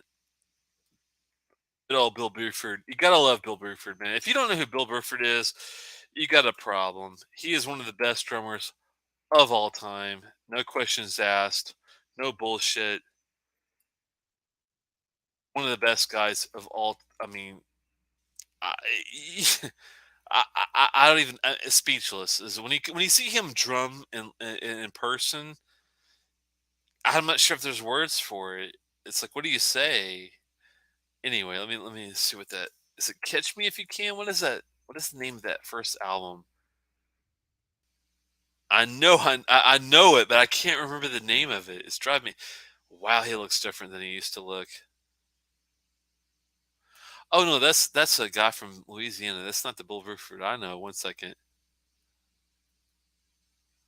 Bruford, there we go. I was gonna say it's not Buford, it's Bruford. What the hell? All right, here we go. He feels good to me from '78. That album is insane. Beelzebub was a recent thing I found on. He just literally like today released a an outing he had with Holdsworth, a guitarist, great guitarist, Dave Stewart, keyboardist, great keyboardist, and Jeff Berlin on the bass. He just released a Beelzebub is a song that he did off the "Feels Good to Me" album on YouTube, and I ran across the video for it, and I was like, "Wow!" I mean, he's young, and this guy. I mean, this is 1978. This is no joke. I was like, what, 3 when this came out? Um, Bill Bruford, man, is no joke. You got to look at the drumming and the keyboards from Dave Stewart are no joke. The bass from Jeff Berlin, no jerk, and the guitars from Ellen Holdsworth, no joke. So all of it is really really well done. As for a workstation, it depends on what you need to replace. If you are using it for sequencing arrangement, you'll need something. Could be something. Yeah, I'm not really using it for sequencing or arrangement per se. It's more of the sounds. I liked the XP30 for a long time because of the realistic sounds it had. But once I got the Mellotron, I don't really need the so-called realistic sounds from the 90s the XP30 has. So I'm wondering if, as far as if you were going to get a brand new workstation, sequencer workstation, what would you get with that? That's the deal. You do all of your sequencing and composing from the modular now. I just use the PC. Yeah, it's almost. I guess it's not really needed um, anymore. So let me reword it, Jason. If you had if you had a Mellotron already, and you had the analog synthesizer, the Korg from the '70s already that you like, what would you replace the XP30 with? I mean, what would be the middle, you know, the analog synthesizer I have covered, the real sound, I have covered with the Mellotron. What would you do with the XP30 from Roland? There's got to be something that I should be. Maybe I shouldn't be using anything with that. Maybe I don't really need a replacement per se. But if you were going to replace it with something, what would you replace it with? I guess is the question. But it's no big deal either way. I know it's you don't really need it per se if you have a real synth. You've got an analog synth for that. If you have the real sounds and you have the analog synth, really, what else do you really need or want? That is a really that's a tough one. A reliable modern digital synth. Yeah, that's really what I think I really need. The Nord. Yeah. What Nord do you think would be the best option? I know they have lots of Nords out there. It's crazy with how many they have. Nord. Nord has the sad thing is as soon as I put Nordstrom in there, which is not a good thing. Nord keyboards. Here we go. Handmade in Sweden. It's funny that we talked about Sweden. We had a lot. This is cyclical. We had a lot of guys from Sweden that came on the chat when we first came on board. So I'm wondering if any of these would let's see. I bet Drew has better advice. May Yeah, you never know. No idea what Norwich has anymore. I mostly remember the Nord lead and maybe some Nord 2. Yeah. I'm the same way as you, man. I'm 46, 47, so I'm kind of old, so I'm kind of like not really, as up with the kids are using today.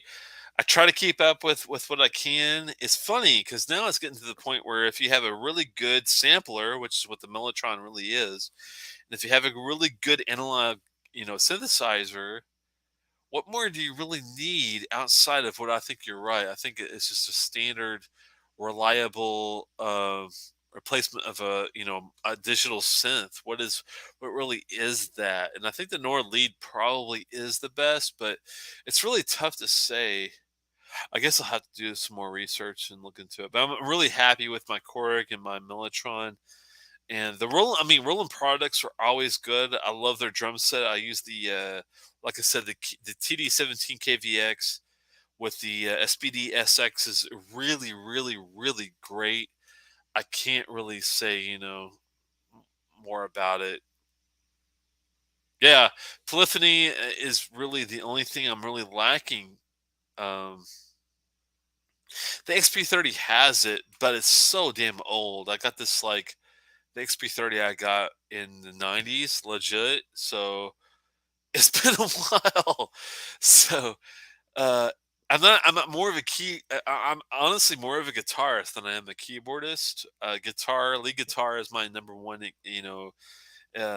instrument, but I love drums, I love keyboards, I love dabbling in all of it. So I might have to look into maybe the newest Nord and see what the deal is. How polyphonic is Mellotron? It's it's got its deals. Let's take a little look here. Sorry for the camera craziness, guys, but I'm just trying to. This is all new, The XP50 sounded a bit dated. Not, yeah, yeah. This 30 is exactly the same, but just not as good as your 50. So if you can kind of dabble with that, let me see what I can do. Give me a little few minutes. I'll be right back, Jason. And I know a lot of people are gonna like tune out for this, and that's fine. I'm not doing this for views or anything. Give me a few minutes. I'll be right back. Let me take a look at this, see what I can do. I'll be right back.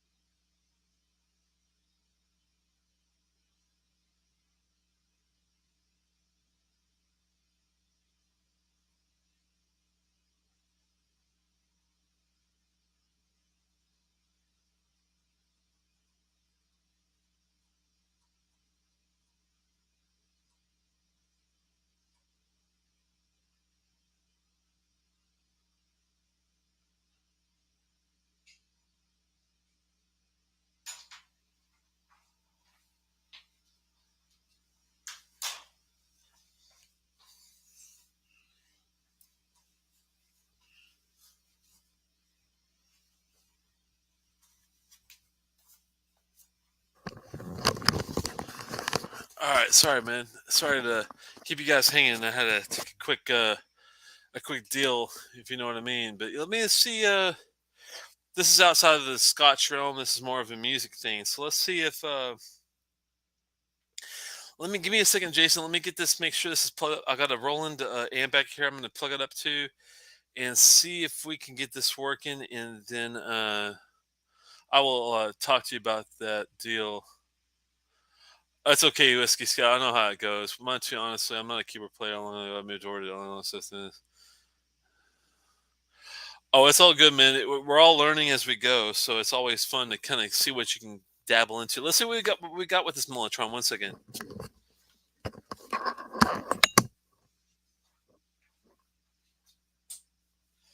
got power, thankfully. Let's see if we got power here.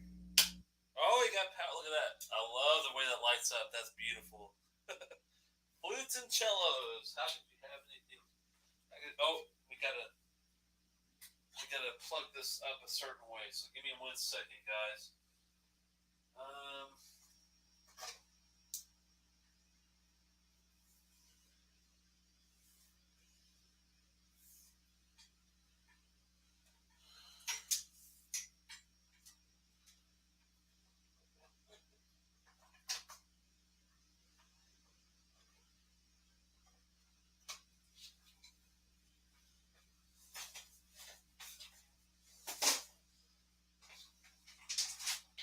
I've got cables, thankfully. Yay! Sorry about the delay. Let me get this plugged up real fast, though. Let's see. Cable. Too many cables. Oh, there we go. We've got our ends here, 1 and 2.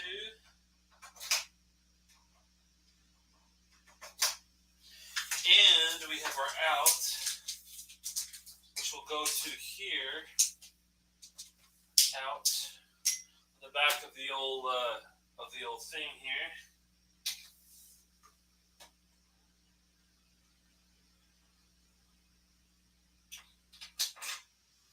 All right.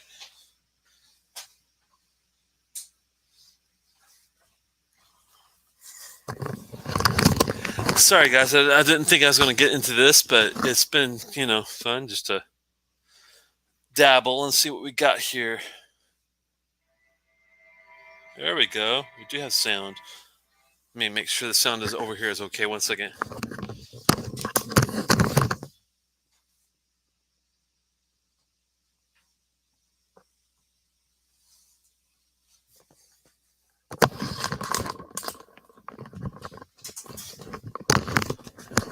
All right, this might be loud, but forgive me. This is the first time I'm really fucking with this here.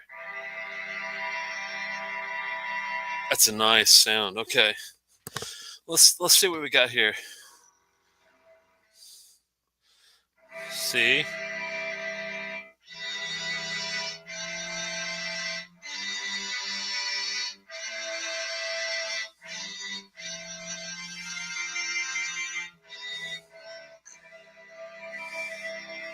That's a combination of flute and cello there. That's pretty cool, actually. Let me see something here. 1 second.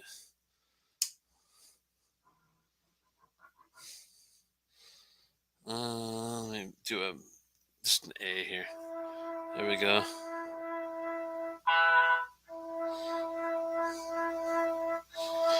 Nice flute.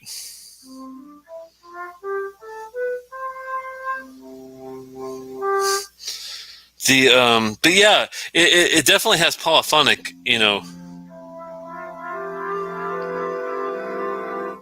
I wonder how many notes you can do at the same time.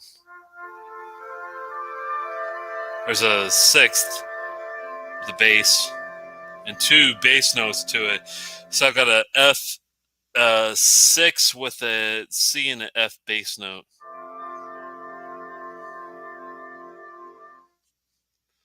And that's just all flute. Let me go higher.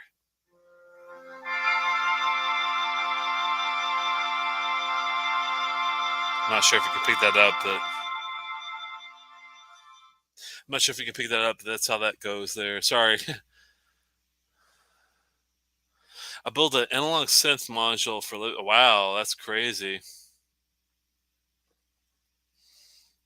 Appropriately, I built synths while watching. Building synths while watching. Wow, it is a proper classic, man. You really, really, it's one of a kind. I love the.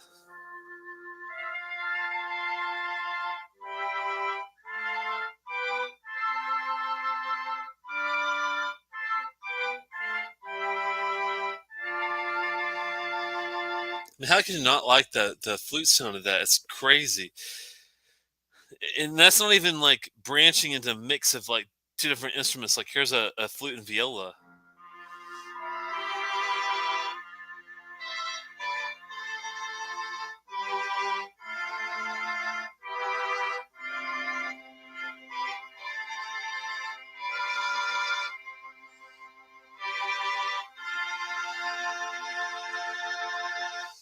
That's crazy.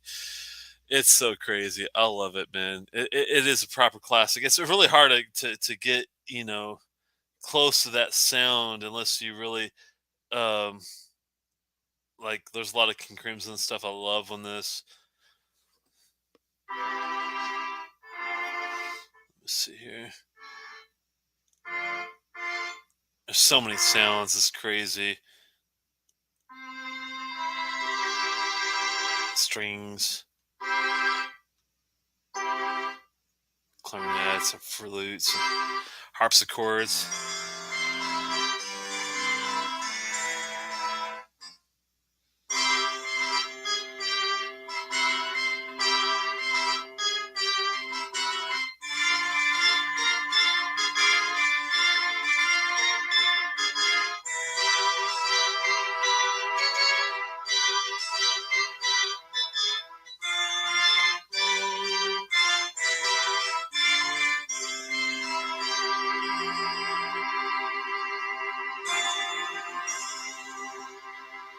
Harpsichord viola combination. It's really cool, man. All the combinations you can do there. Anyway, but yeah, it's really really fun to mess around with a lot of that stuff. I gotta record some drum stuff first and put it out there. Maybe what I'll do is I'll record some drum stuff for some of you guys like Jason Coates and Drew Bills. I know does keyboards and whatnot. So I've been really doing a lot of drum work, recently. So maybe I'll do some of that, record some of that stuff, and put it out for you guys. Yeah, it sounds like the Doors. It has the Doors kind of a sound because they were very prevalent in the '60s, and a lot of these sounds really has that kind of like, '60s. Let me find a piano or organ. Yeah, organs especially have a nice Doors kind of a. There's a low organ sound. Yeah, they have lots of different patches and stuff. But what I love about the Mellotron, it has real sounds. Like here's a trombone.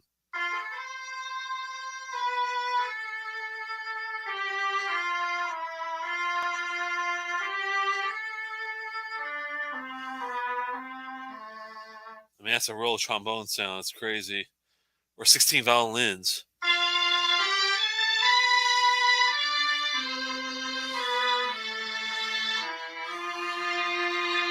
It's really full kind of sounds going on. Hey there, good to see you, Steven. I didn't know you were hanging out with my musical fun at the same time. They did use Mellotron on a lot of the records. Yeah, I haven't done any Tuesday nights in a while, man. It's been a while because I just haven't had the time or the persistence to do the Tuesday. But it's good to do a little bit of fun here on Friday when I get a chance when if I'm off, that kind of thing. So, but yeah, it's been just hanging out there, Stephen, with doing a little fun with the old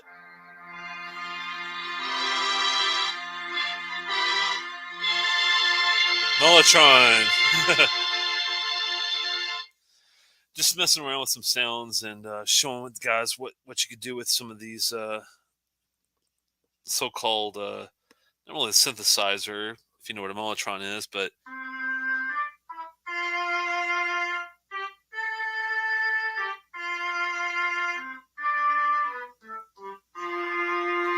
with a mellotron, it's a completely different thing. Let me see something here.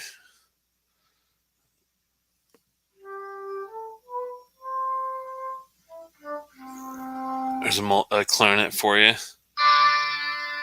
Harpsichord.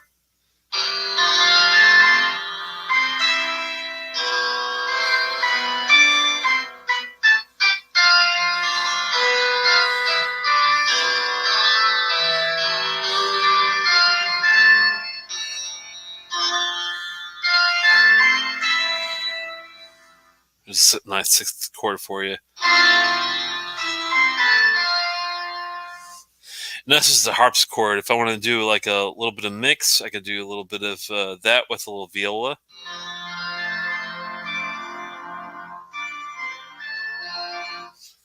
It turns out pretty well with that.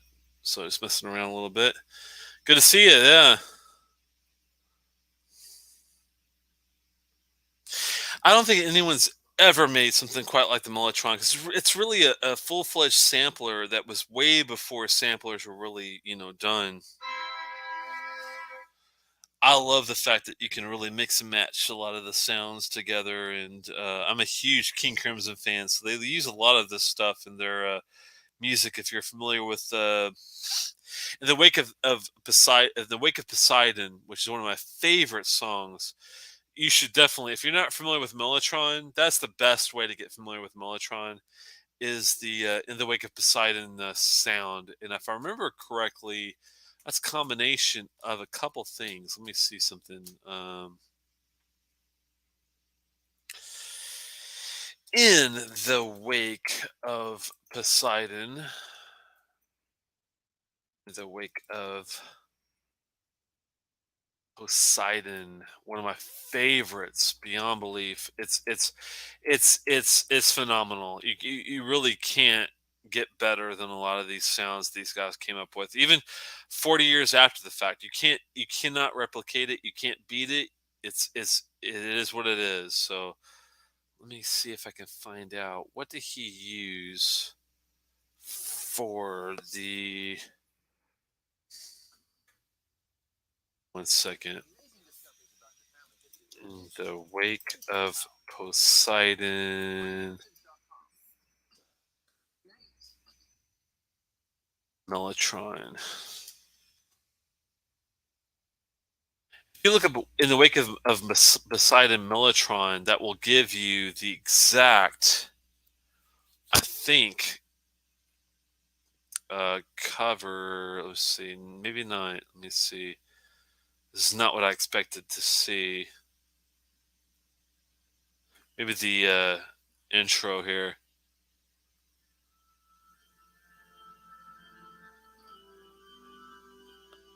It's the I know it's the MK2.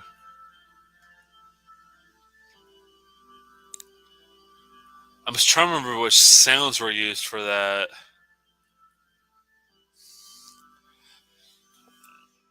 Which sounds? Whoa, which?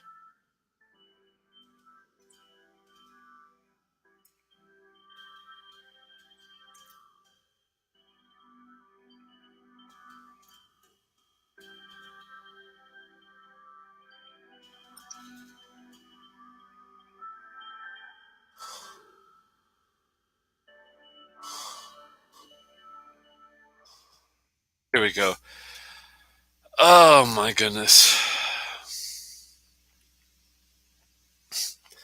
I have it in my head, but I can't remember which two sounds they used for that. It was like a organ and I want to say brass, but I can't remember which one it was. The Wake of Poseidon had this really, really intense mellotron part at the beginning. Um, what sound did they use for that? What was that?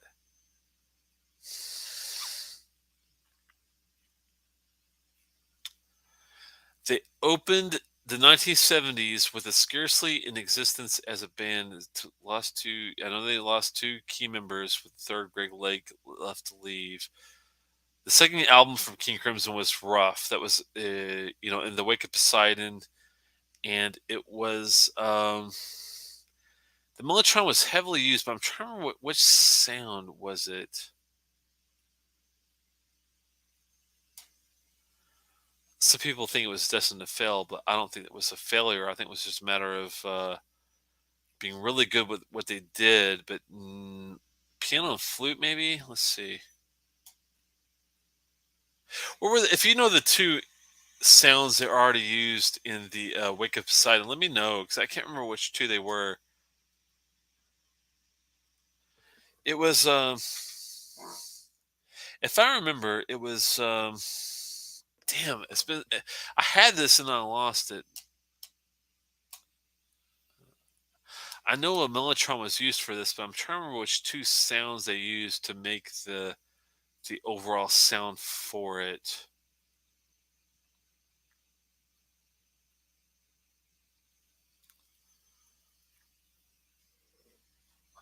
I don't understand why it's so hard to find the sounds that they used for this. Which sounds were used for the in the Wake of Poseidon is what I put. And of course, they make it where it's so freaking tough to find anything regarding this. It's crazy.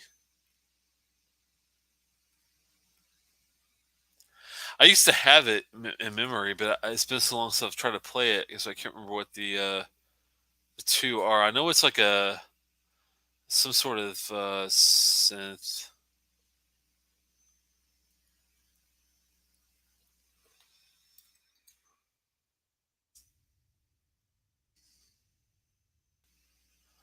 If I could type Poseidon, that would help a lot too. Poseidon,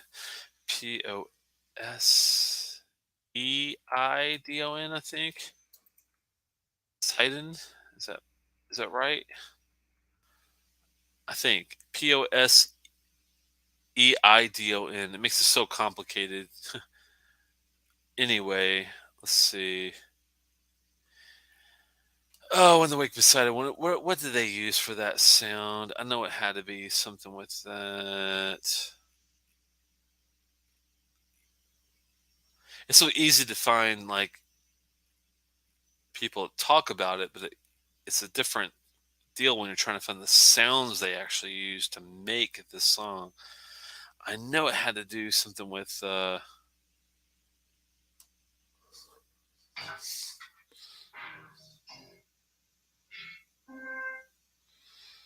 go back to the MK. What is it? MK2.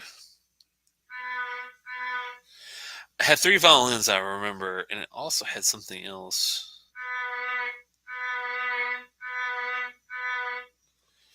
Now it's a matter of blending the two together because that makes a big difference with the mix.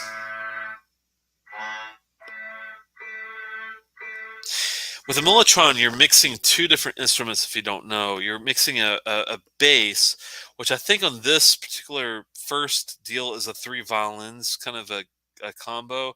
But then you also have to blend it with something else, and that's what I'm trying to find is what are they blending the three violins with? Is it a Hammond C3? No. Two saxes? No. Alto? No. An oboe? No. There's so many combinations. Definitely not a cello. Maybe three violins, or I think it's brass. Some sort of brass sound. There's a Hammond.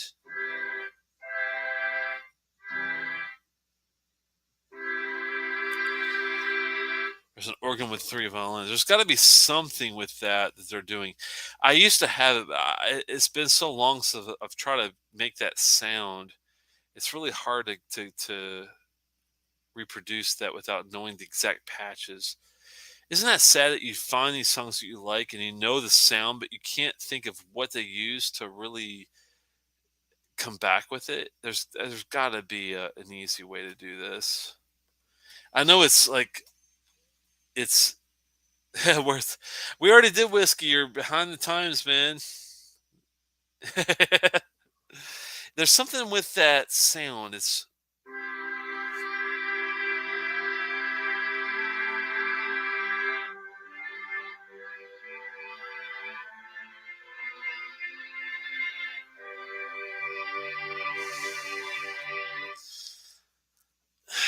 something with that there's something with it.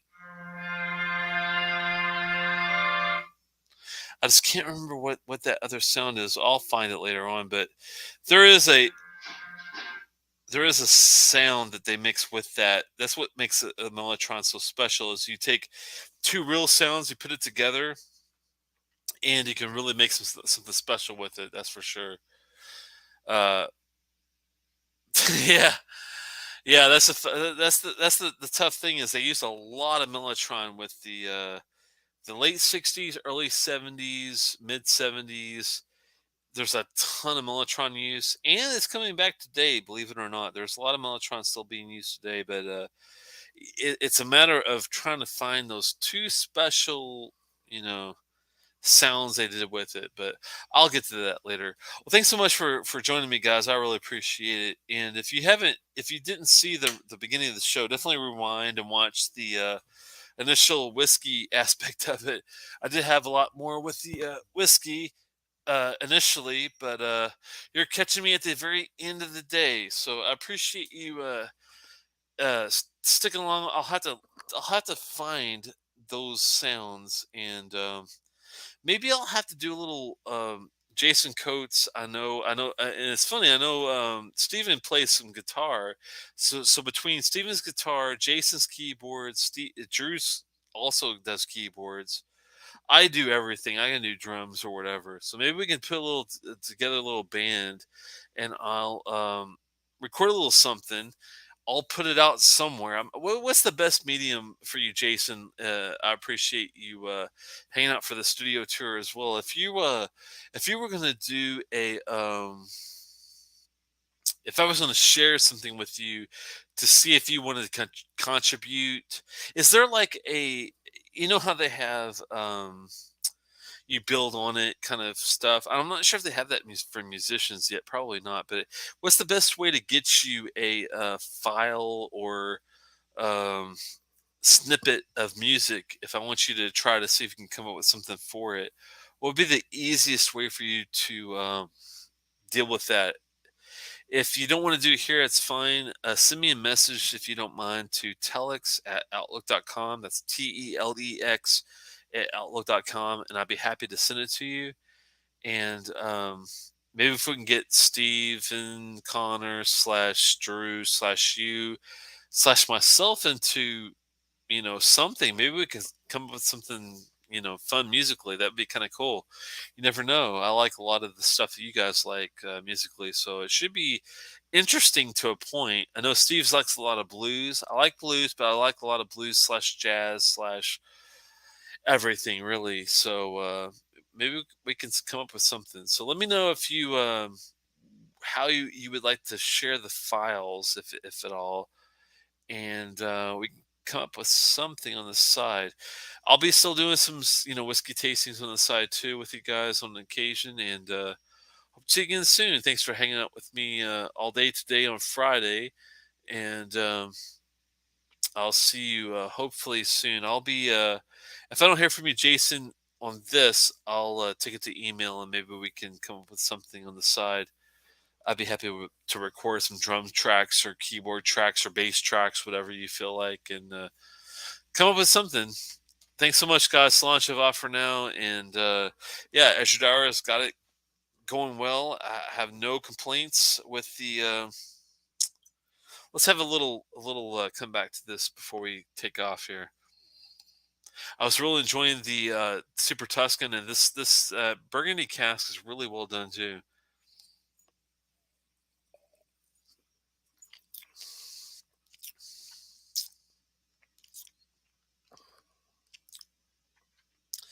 I do like the Springbank 12 Burgundy a little better, but this is really well done. Great nose, great experience, great palate, good finish too.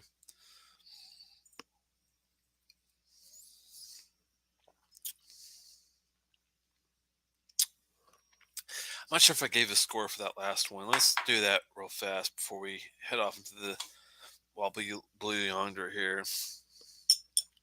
Might need a couple of drops of water. That's the case. It's 60 point, you know, a 60, you know, percent ABV, so it's really high. It's 60.3, guys. So, you know, take that with a grain of salt.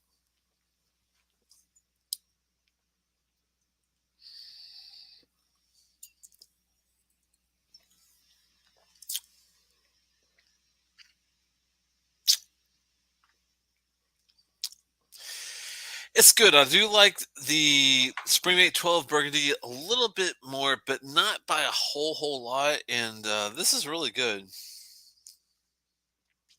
It's well done. very reminiscent of the same taste, same profile. I appreciate that very much. It's hard to get a good Burgundy cask whiskey done and have it done well. This is one of those cases where it's done actually well, even after the fact, after the water's gone and you're just dealing with residual. It's still really good.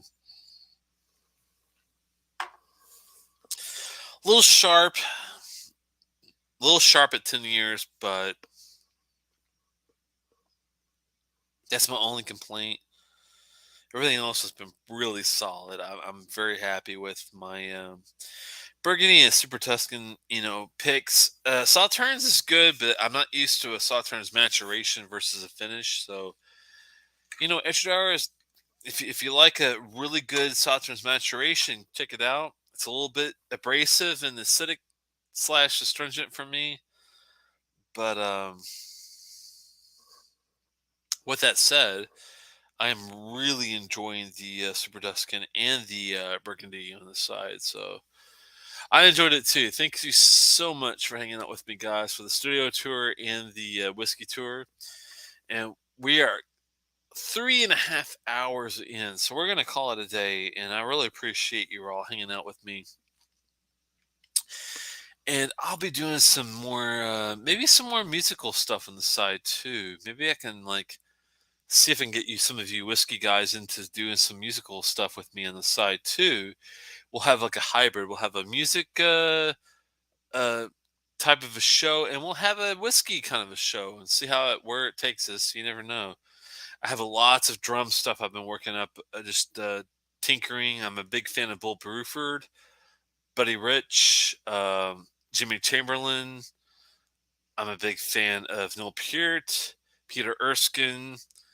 Um, I like a lot of good drums. So, I'm not saying I'm as good as those guys, but I appreciate what they try to do. So I'm trying to kind of keep that kind of thing going with the, Rick Wakeman slash Tony K slash Geddy Lee, keyboard kind of feel, and the guitars, and, all the other stuff that comes into it play. So, um, I might do a kind of a hybrid, music slash whiskey kind of a show. We'll see how it goes. I'm gonna kind of next time you see me, I might come on with some drums just for the hell of it and see what what happens. And if it takes us to some whiskey type of things, that's fine. If it takes us to somewhat bass keyboard stuff, that's cool too. Both, I'm cool with that. Whatever. Wherever we may roam is what it's about. So appreciate you hanging out with me, and I'll see you again soon. Saint Cheval, guys, and I hope you have a great weekend. 73 from W3AAX. If you don't know what that is, look up Whiskey 3 Alpha X-Ray. That's W3AAX. 73 Saint Cheval, guys.